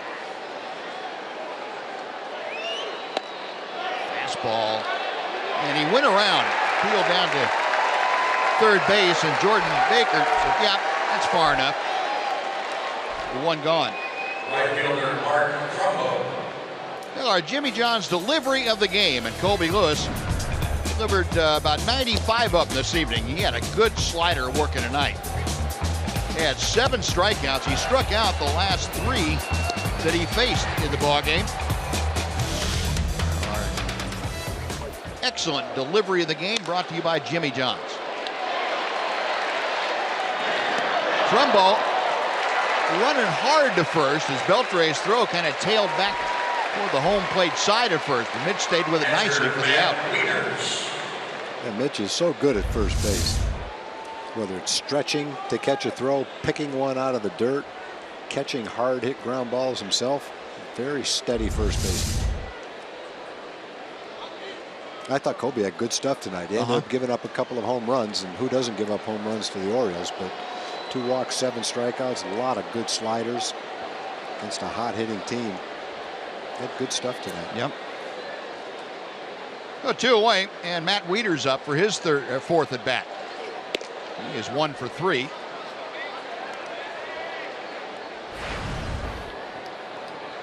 Wieters working his way back into being the everyday catcher. And you mentioned that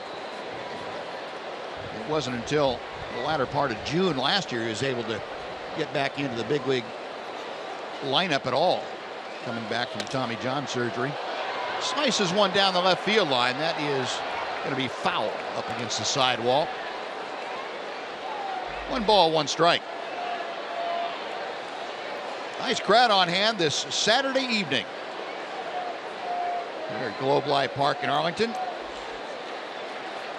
Ranger fans hoping to have a lot to cheer for in the way of a comeback here tonight. Breezy evening. Wind coming in from left center field toward home plate at about 20 to 25 miles an hour. Got him. That was on strike 2. I was ready to ring him up. He got him for strike 2. Yeah, he did. I was waiting to see if he threw it to Adrian to find out if it was a strikeout or not.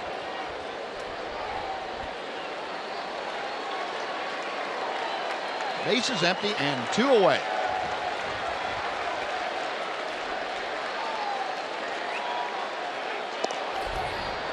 Two and 2 now. Rangers captain, loved by all.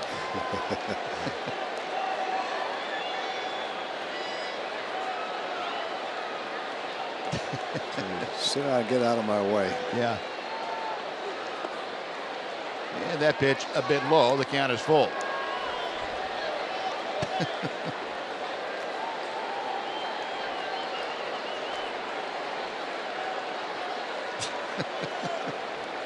It's a story with a color, man. The captain likes that green shirt.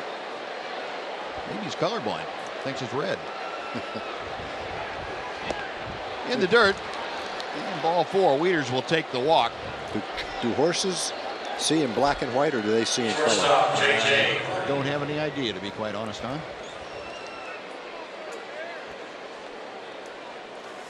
We'll have to ask Ranger captain when we get him up press room next time.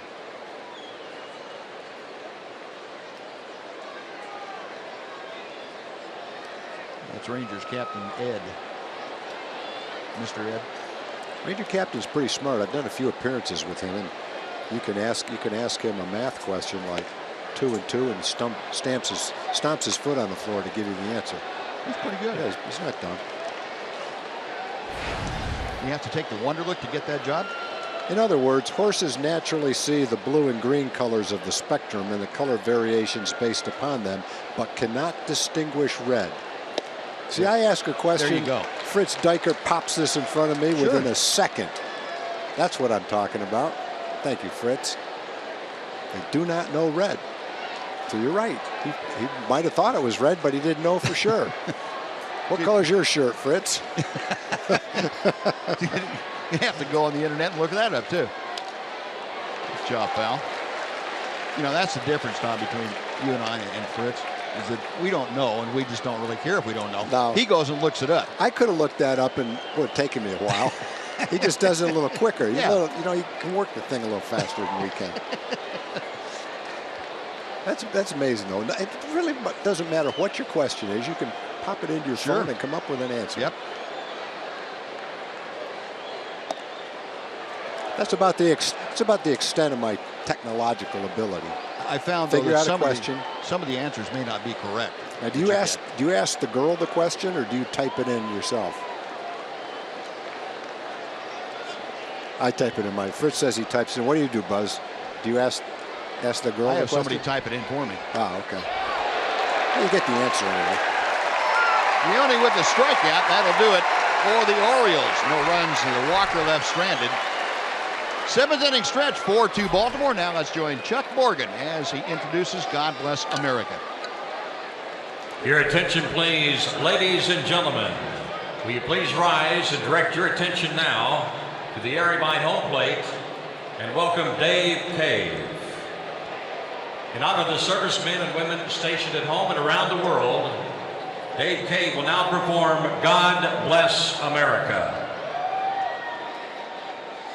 God bless America, land that I love. Stand beside her and guide her through the night with the light from above, from the mountains to the prairies, to the ocean, wide with fire.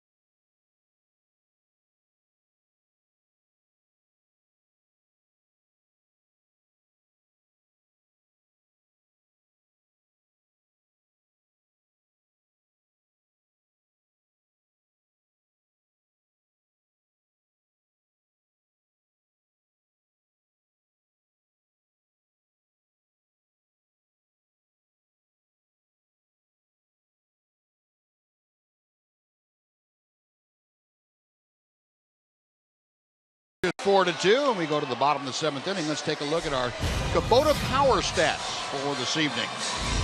A lot going on in the Windy City. Chicago Windy City Aces, as a matter of fact. Chris Sale, the White Sox, off to a great start, 3-0. Went 8 last night, a 2.35 ERA, and across town, Jake Arrieta. Man, doing him a little bit better, a 1.23 ERA and 3-0. Pretty good strikeout to walk ratio for both those guys. 20 strikeouts and 2 walks for Jake Arrieta. I guess you have to say he's the best pitcher in baseball right now after last year. I would think so. What he's doing right now. What do you have, an 0.82 ERA the second half of the season? You know what it was? He was under 1. I know he didn't give up many runs. Yeah. Chris Sale, tough as it gets too. Early in the season, 3-0.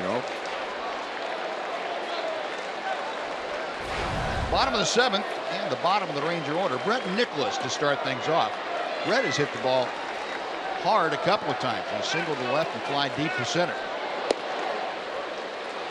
Giovanni Gallardo missing inside. 3 balls and no strikes. Well, Gallardo, whose next pitch will be number 100 for tonight. And it is ball 4, a 4-pitch walk. And we'll see if the red flag has been run up for Buck Showalter. Well, there weren't a lot of games last year where Giovanni pitched into the 7th inning. He had a nice ERA. And it was pretty much 5-6 innings. A lot of pitches, but he always seemed to be able to get out of an inning and keep the damage down. Have to give him credit. 13-game winner for a pennant-winning team and a 3.40 ERA. It was a nice season for him. Pitching deep into the ball game was not part of the program. Delano to Shields, showing bunt. He takes strike 1. He saw the bullpen. TJ McFarland, the left-hander. You would figure that with Nomar Mazara and Prince Fielder, both left-hand hitters to follow, that that's who TJ McFarland is getting ready for. But first of all, here's Delano, who is 1 for 3 tonight with a double and a run scored. Takes that for strike 2.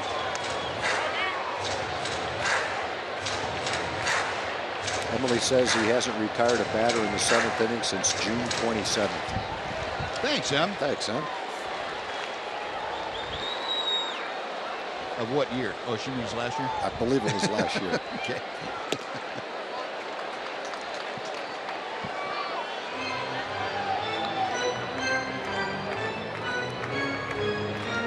Delino at 293 with the average.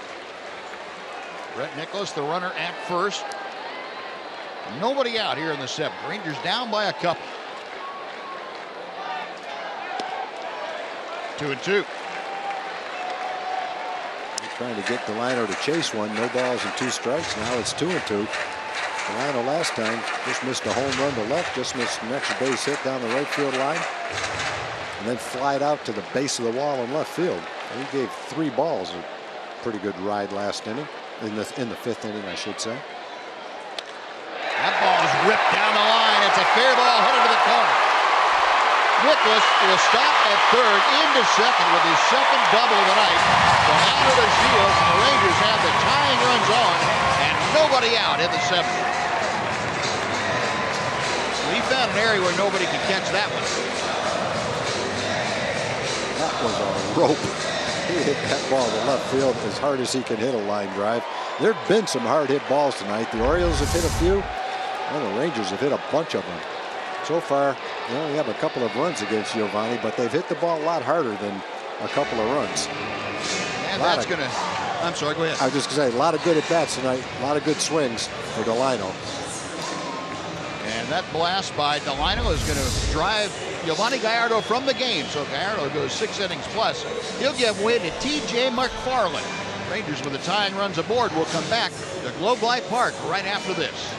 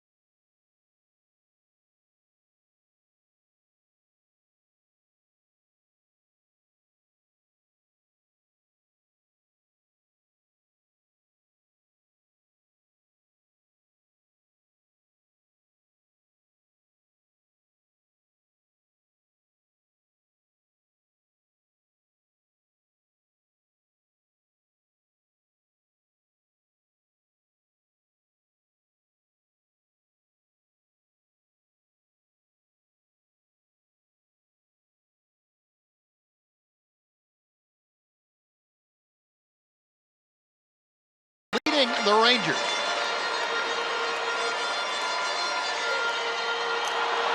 Quick reminder, the tickets for all Thursday home games are half price in Upper Reserve, Upper Box, Lexus Club Terrace, and Lower Box.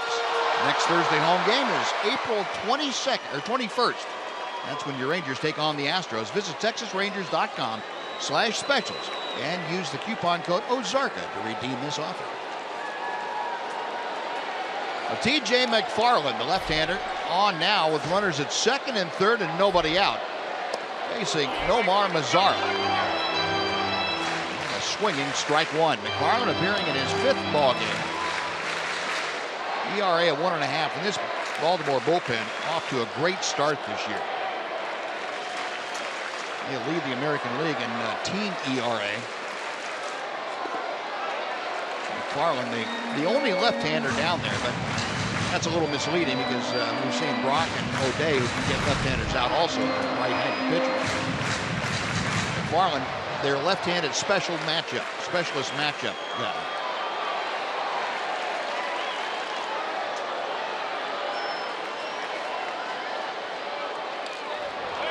Foul down, 1 ball and 2 strikes. The bullpen for the Orioles, second in the major leagues with a 142. The Orioles bullpen has held the opposition to a 199 batting average. Action in the Ranger bullpen is Sam Dyson up and throwing. A little tougher with 2 strikes, but I'd love to see a ground ball to the right side here. Score a run and move a runner to third. 2-2 now.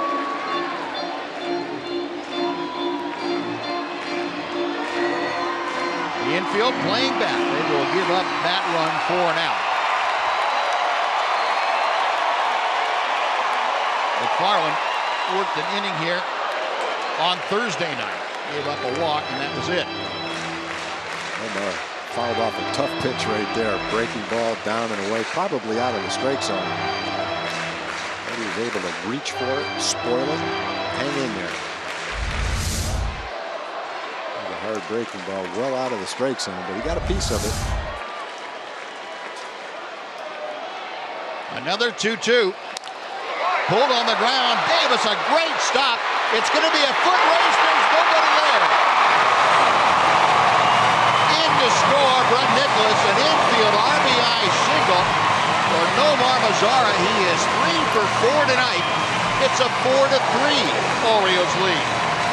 All right, that at bat shows you the kind of young hitter he is. 20 years old, facing a left-handed specialist. He fouled off the tough pitch and gets another one, only this one got a little bit of the plate anyway, and he hit the ball pretty hard too. Chris makes a great diving play, but the lefty doesn't get over to cover first base, and it turns into first and third, still nobody out. So nice job by Nomar to pick that run. A left-hander like McFarland has a real disadvantage against a hitter who runs well, and that's a left-hander typically falls off the mound a little bit toward third base. So he's got to spin around, and he's already at a 2 or 3 step disadvantage when he takes off. And Nomar made it pay off. First and third, still nobody out. Here's Prince Fielder. Right down the line, stepping on first for the out. The throw to the plate, not in time. Delino to Shields beats the throw from Davis to slide in with a tying run. Well, we are deadlocked at 4. Thank goodness it was Delino running at third base, because that was a close play. Davis tagged first base, got a good arm, just like Mitch Moreland at first base. But fortunately, it's Delino running, and with his speed, he's flying right now. He just gets that arm in before the swipe tag, and Rangers have tied the game. Good job. Both lefties driving in a run. And with first base open now, Mazara down there at second. They're going to walk Adrian Beltre to bring up Mitch Moreland. Crowd not real thrilled with that. First time that this crowd has really had much to cheer for since the second inning. Make that the first inning, right? The Rangers scored their only run.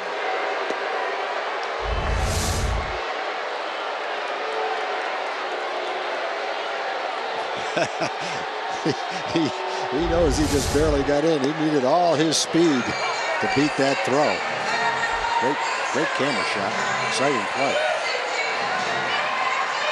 Well, the intentional pass puts Beltre at first. Mazara is at second. It's Moreland coming to the plate. Moreland 0 for 4 in his career against T.J. McFarland.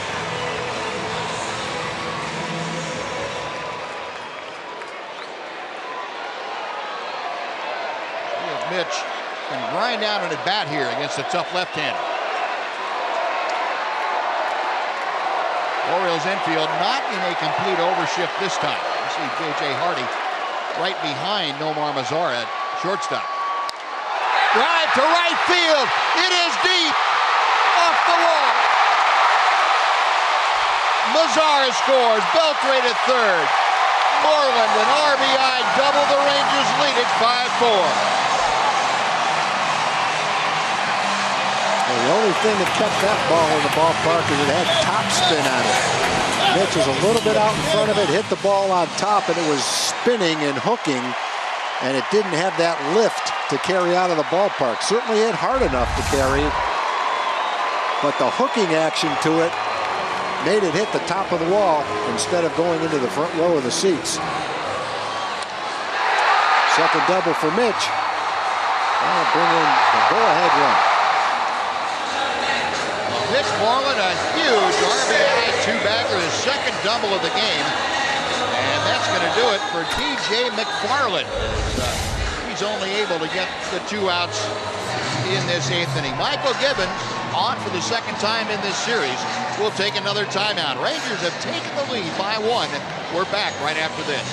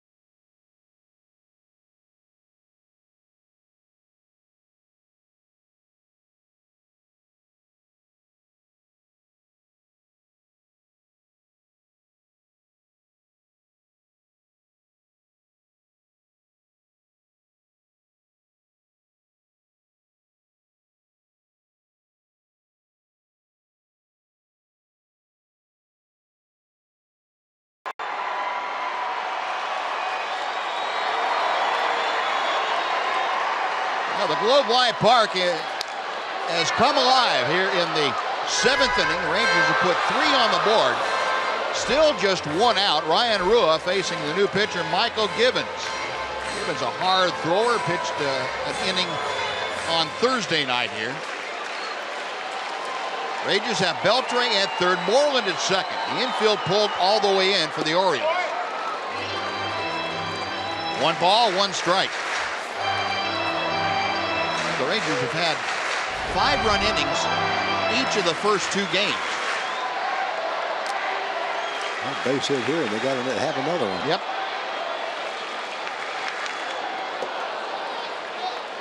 1-2.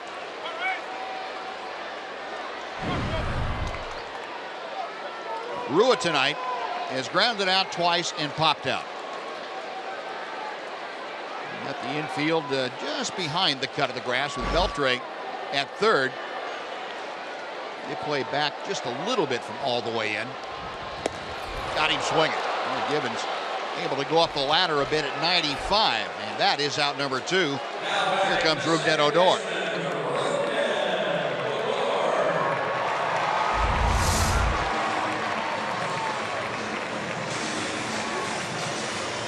Sidearm fastball with great velocity, 95 miles an hour up at the top of the strike zone. He was going for a strikeout right there, second and third and one out. And he got it. Let's see if Rugnet can cash him in. Odor 1 for 3 tonight. Foul ball makes it 0-1. Well, first base is open, but if you go back to the first game when Givens came in, Elvis hit a 100-mile-an-hour bullet right by his head into center field for a base hit. So maybe they're saying the way Elvis is swinging the bat right now, came into the game hitting 360. They're going to try to get Rugnet out. See if it works. In the dirt. Nice stop by Waiters. At least he kept it on the dirt around home plate. He did. That just a fraction of an inch from going all the way back to the screen and resulting in a run. Just barely able to block it. You see him turn his glove. Got the webbing of his glove on the ball. Good shot that had Adrian coming down that line, yeah, too. He was ready. He was coming. 1 ball, 1 strike. Base hit to right field. Beltre will score. Coming around third is Moreland. The ball gets by Trumbo. Rugnet racing for third. He's going to stop there. A 2-run single. It is 7-4 Rangers. Well, some big hits in the inning. It was a big hit for Rugnet. Pitching to Rugnet with first base open. It didn't work that time. But, you know, you got Elvis is hot. Elvis is knocking in runs at the bottom of the order, making contact. That's what the feeling was. Go after Rugnet. And Rugnet found the hole. Trumbo missed the ball. Both runs were going to score anyway. And the Rangers, again, have a 5-run inning. Right down the middle of the plate. That is not going to get Rugnet out very often. Elvis taking that breaking ball for strike 1. Trumbo just fanned on it.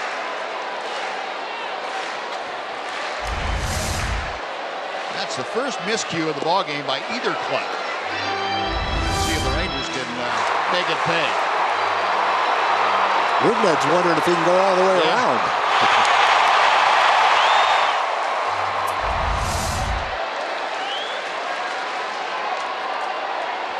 Nothing in 2. Well, it's just nice to be able to top the inning. A 3-run inning is a great inning, but it only leaves you with a 1-run lead against the Orioles, who can at any moment score with a home run. And that big hit with 2 outs to drive in the next 2 runs. That was a huge hit by Rugnet.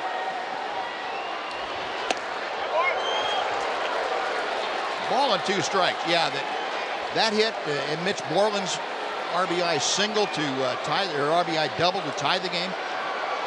2 big hits by left-handers from the Rangers this inning. Still 1 and 2. Odor driving in runs. He has 10 RBI this season. And there's the note. Most in the American League, the Rangers scoring for the 4th time 5 runs or more in an inning. 5 runs gets him to 7. Half price Papa John's Pizza tomorrow. There's another one. They're going to make it a 6-run inning. Elvis with the RBI single. Rangers 8-4. Returning the favor from last night. Down by a couple of runs late in the game. They put up 6 tonight. Orioles put up 9 last night in the 7th inning. Rangers might not be done yet. Well, here's a good example of Elvis, the way he's been swinging the bat at the bottom of the order. He kind of forced Buck's hand, where Buck decided to pitch to Rugnet, and there's the reason why, because Elvis is swinging the bat pretty well himself.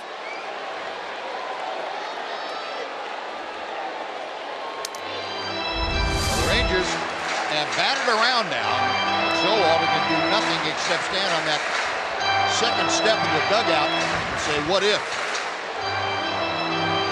Sometimes you push the buttons and they come up right, and sometimes they don't. Yeah, you know, big league manager, they've got those decisions to make, and if it doesn't work, it doesn't mean it was the wrong decision, because the next guy could have driven in too as well. You go with Your statistics, you go with who's hot, you go sometimes with your gut. But you have tough decisions to make all day long, and just because it didn't work out didn't mean it wasn't the right decision. Yeah, and that's percentages. We talk about that all the time. You go with the percentages. Well, percentages will tell you how probable it is. They don't say this is going to happen. Yeah, that doesn't mean it happens 100% of the time. That's right. Yeah, and it's pretty tough too when you start making decisions and you don't factor in the emotion of the situation. Like Rangers have emotion on their side in this inning, so your chances of success against them are reduced. Yeah.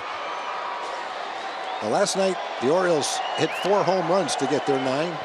The Rangers haven't hit a home run in this inning, but it's been a great rally. A couple of walks, 3 singles, couple of doubles, clutch hits with 2 outs. Yep. Rangers are, this year, early in the year, doing a great job of hitting with men in scoring position. Last year, when they went 8-16, they were not hitting with men in scoring position. This year, they are. They're about 160 points higher at this time. That's right. They're up over 300 now. 303 coming in, and they haven't hurt their cause at all tonight. Brett Nicholas started the 7th inning, if you can remember back. Giovanni Gallardo was in the game, came out for the 7th inning, and walked Brett to start this inning off. Brett has a hard hit single and a walk, scored a run. Another nice game. Well, we saw Brett's credentials in the minor leagues, and they were always very solid offensive credentials. And you can see why with some of the nice at-bats he's had since he's been here. 2 balls, 2 strikes with 2 outs. Got him swinging. Well, Gibbons closes the door, but the horses have already gotten out of the barn. Rangers put 6 on the board as they sent 10 men to the plate. We'll go to the 8th. Rangers now leading 8-4.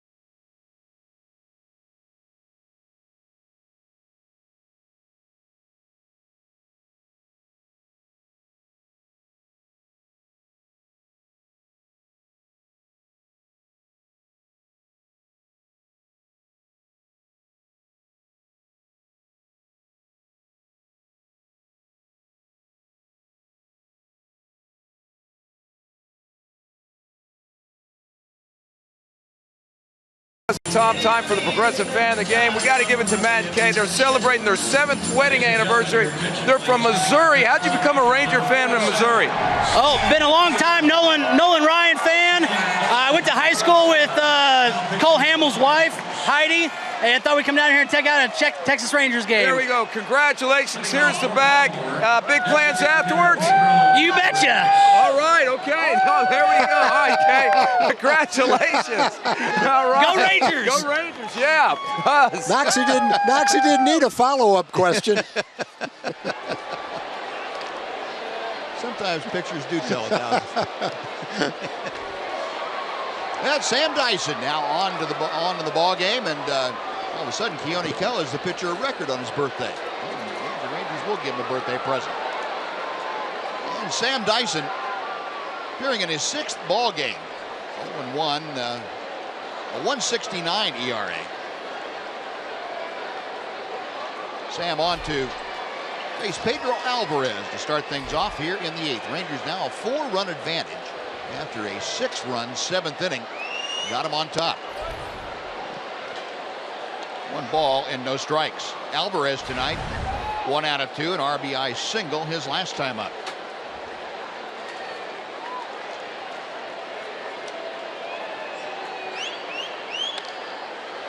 Back and out of play.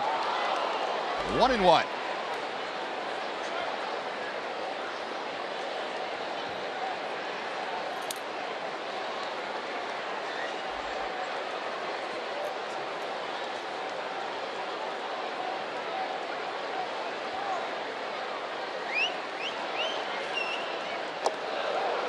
Just a little wide.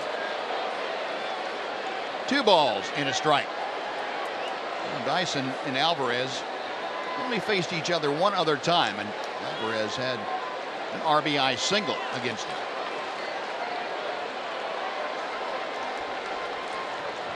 Rangers into an overshift on the infield. 2-2. When you throw a wild pitch with your fastball, come back with a changeup. That one worked pretty well. Pretty tough for a hitter to look for a changeup right there. Yeah. A guy throwing 95 miles an hour.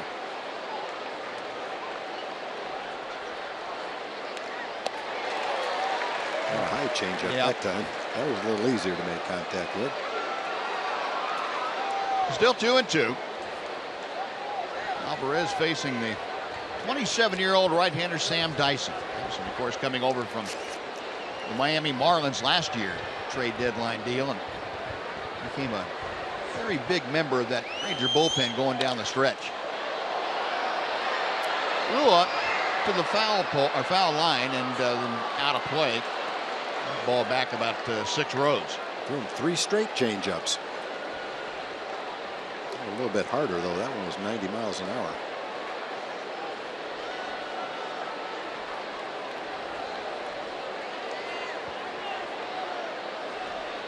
Last year, Sam appeared in 31 Ranger games. Had an ERA of almost nothing, 1.15. Got him swinging.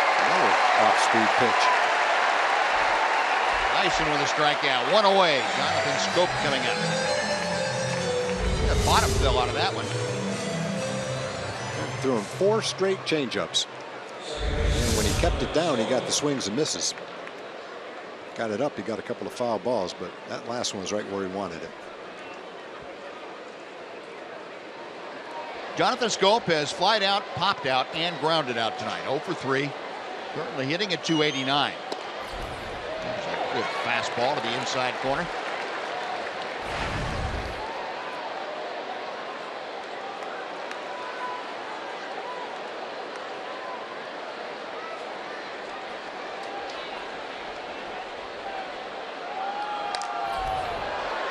Another good fastball. Boy, he gets that fastball running in and down. Hitters, right-handed hitters, got to keep that off their fists somehow. He has such a nice, easy, smooth motion to pop that ball in at 97. 0-2. Man, that one in on his fists. 90 miles an hour. It's more of an off-speed pitch. Good job by the security man getting out of the way.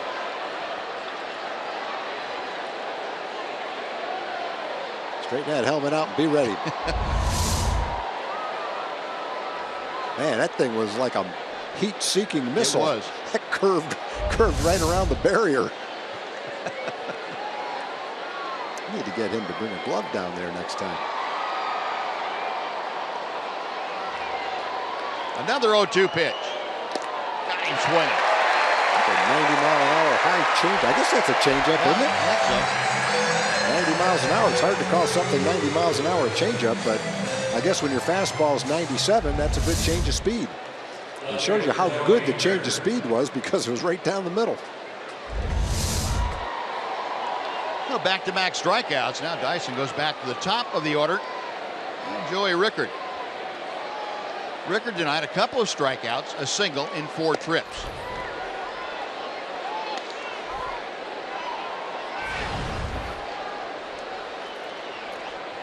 Rickard with that average, as you can see, at 311.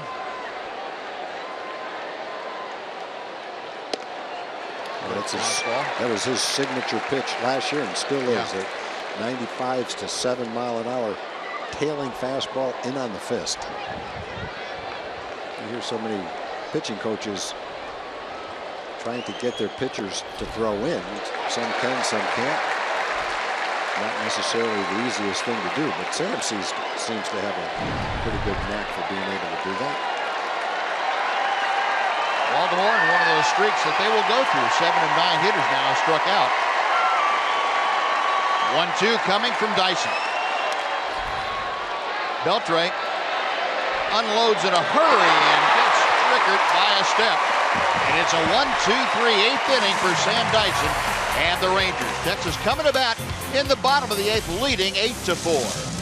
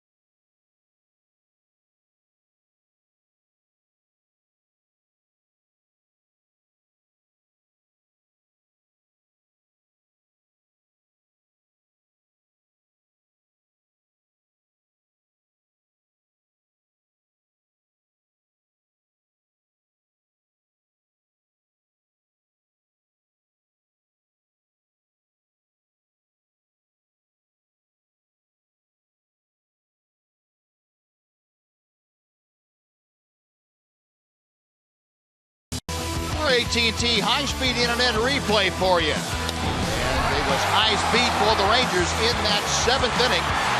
Azara, the infield single of the RBI. Then Mitch Moreland, that high speed off the wall in right, tied the ball game. Wouldn't Odor, a 2-run single, and it got by Trumbo, which set up another run. Elvis getting the job done there. High-speed plays for you in that 7th. AT&T high-speed internet bringing you those.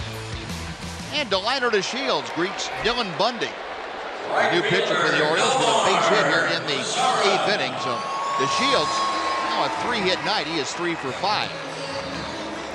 2 doubles, now a single. Dylan Bundy has come out of the bullpen. Bundy, a former #1 pick of the Orioles, 4th overall in the 2011 draft. He's an Oklahoman, taken out of high school. And there goes the throw down to second. They just get Delino DeShields. The Weeders got rid of that very quickly and put it on the money.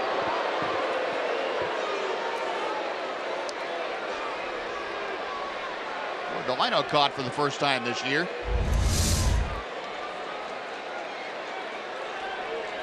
Great shot of a quick tag.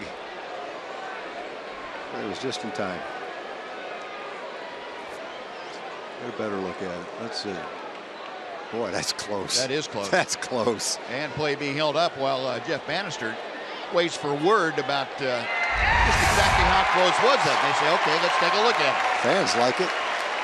Bobby Jones taking the replays apart upstairs and passed word down to Steve Buechele and then on to Jeff Bannister. Said, yeah, that's worth a look. So we indeed will have a replay review on the attempted stolen base. Again, now the call on the field is out. And there has to be clear and convincing evidence to overturn this call. See what you think. Pretty much bang bang right there, and this is probably the best angle we're going to have, putting those two together. See when that tag was applied. Second base umpire Paul Emmel and the crew chief Mike Everett are the two umpires that have the headsets on. They're in touch with Replay Command Center back in New York.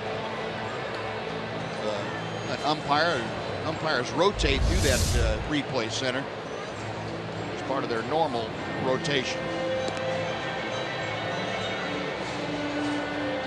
I don't know. I'm not sure there's enough to overturn that call, but we'll find out. Clear and convincing are the modifiers for the information that the folks in the replays have to see to overturn it. Meanwhile, Delino and everybody else waiting to see what they come up with. And he is out. Like I said, that was the first caught stealing. That's the second caught stealing now, and it's official for Delino to Shields. So 2-6 on the put out at second base. Well, so far this year, there have been 77 reviews. 26% have been confirmed, 26% have stood, and 36 overturned. That's 47% of them. One rules check. No base is empty now, with one out for Nomar Mazara. Mazara a 3-hit night. And Bundy missing badly upstairs. 3 balls and no strikes. Mazara, all 3 singles. He drove in a run, a big run in that 7th inning, or 6th, excuse me, a 6-run 7th inning. And ball 4. Bundy misses outside, and Mazara is aboard. Well, Mazara's been on 4 straight times after a long fly ball in the first inning. Fly ball in the first inning did move the liner to third where he scored. 3 singles and a walk.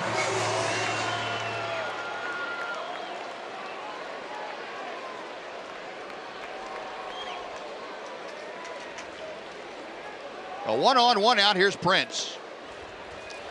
Bundy missing outside for ball 1.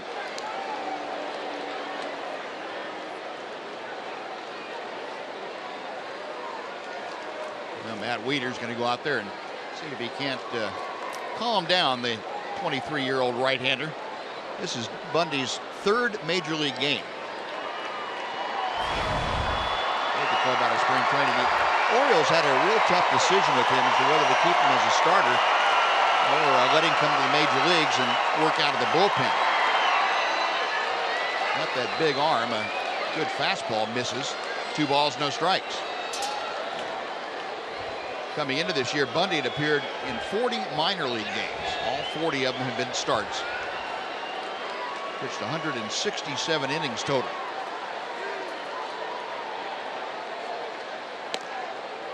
Two and 1. 167 innings isn't many when you're coming out of high school to be thrust to the big league level like that. No, he was such a great prospect. The time just ran out for protection. Didn't have the innings, but they really didn't have a choice. Otherwise, they might have lost him.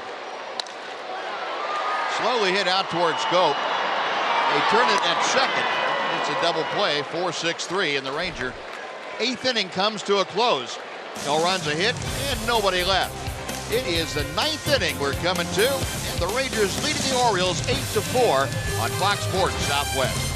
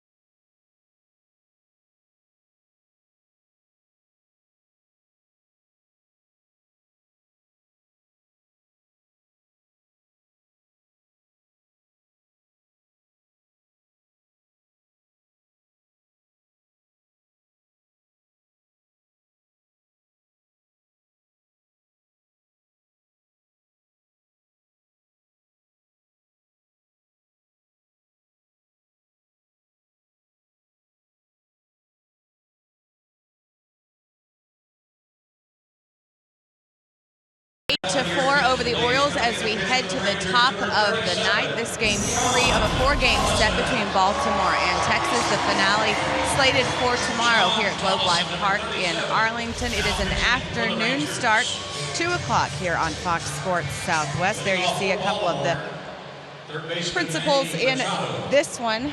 Derek Holland and his 5-2, 2.94 ERA career versus Baltimore will take the hill for Texas, weather of course permitting. Thanks to the fine folks at AT&T High-Speed Internet for getting us ready for Game 4, the finale of this 4-game set tomorrow between the O's and the Rangers. There's Pudge up there with his Delano DeShields socks. Nice to see that. And Aaron Hardigan, they're getting ready for Rangers Live after the ball game right here on Fox Sports Southwest. Sean Thomason throws one pitch to start the 9th inning to Manny Machado. And Rougned Odor gets a little pop-up. So 1 pitch, 1 away. Now this is not a save situation for Sean, but he came into a save situation on Thursday night and saved that ball game. As the Rangers won the opener of this series, now they're looking to make it 2 out of 3. You know, it almost feels, Buzz, when you're facing the Orioles and their home run power, that a 4-run game should be a save opportunity. Yeah, I agree with you. It just doesn't feel safe after the way they pounded the ball last night. But the Rangers pitched well today. Colby, he gave up 4 runs and a couple of home runs, but he had good stuff and he was strong and made a lot of good pitches tonight. And up to this point in time, the bullpen has done well too. Keone Kela, Sam Dyson, and now Sean Tolleson backing up Colby Lewis. Adam Jones 1 for 4 tonight with that solo home run. Hard hit, but right there's Elvis who flags it down neatly. 2 gone. A routine play for a guy with good hands out there. Yep.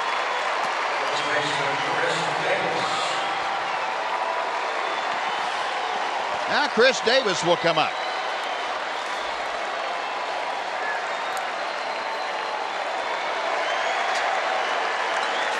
Crowd here better than 39,000 tonight. 39,493 on their feet applauding for Sean Tolleson and the Rangers to make it 2 out of 3. Chris Davis 2 for 4. Got a first inning single and a 5th inning solo home run, his 5th of the year.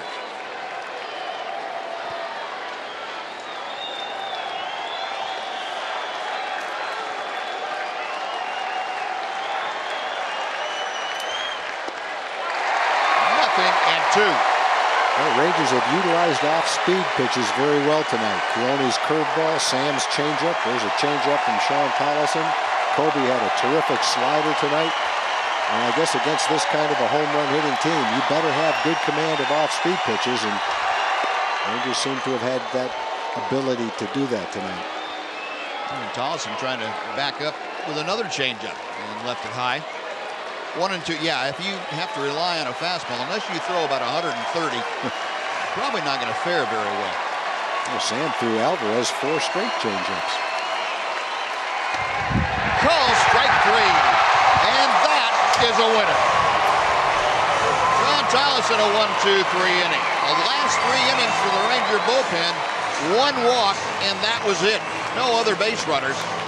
And the Rangers do make it 2 out of 3 against these O's, and they go for a series win tomorrow in the finale tomorrow afternoon. But tonight, the Rangers get it done. Keone Kela, on his 23rd birthday, is the winner, as he was the pitcher of record when the Rangers put 6 on the board in the 7th inning. A lot of great offense tonight. Rougned Odor, a big part of that, and here's how it ended. After a changeup, that looks like a 100-mile-an-hour fastball right on the outside corner. Ranger bullpen had a tough night last night, but a great night tonight. Jeff Bannister, handshakes all around. A hard-earned victory tonight. It's been the story of this series, a big inning.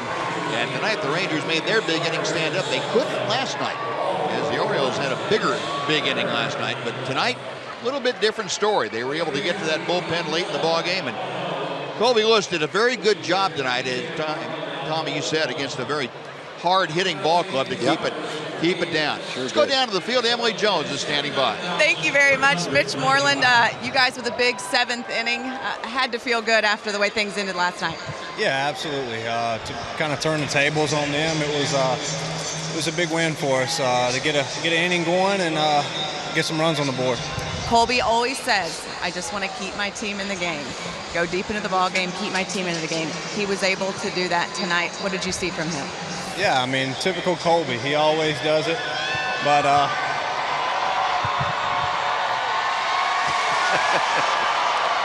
that's cold. I love how they're putting gumballs in there for you guys now. Yeah, that's cold. Yes. For you like a jawbreaker now. For you guys as a team, do you feel like things are starting to click and come together? I think so. We've got a really good team. Obviously, we hadn't got to clicking on all cylinders yet, but pitching's done a great job keeping us in the game. And, you know, it was a late win for us, but it was a big one. So try to carry it over into tomorrow, win the series. And then finally, great crowd here tonight. What's it like to hear them behind you guys? They're the best. They're the best. So, you know, appreciate the support. Let's keep it going all year. Thank you, Mitch. Appreciate the time. We'll send it back up to you guys. Mitch and a cast of thousands tonight in front of better than 39,000 at Globe Life Park. We'll be back with more right after this on Fox Sports Southwest.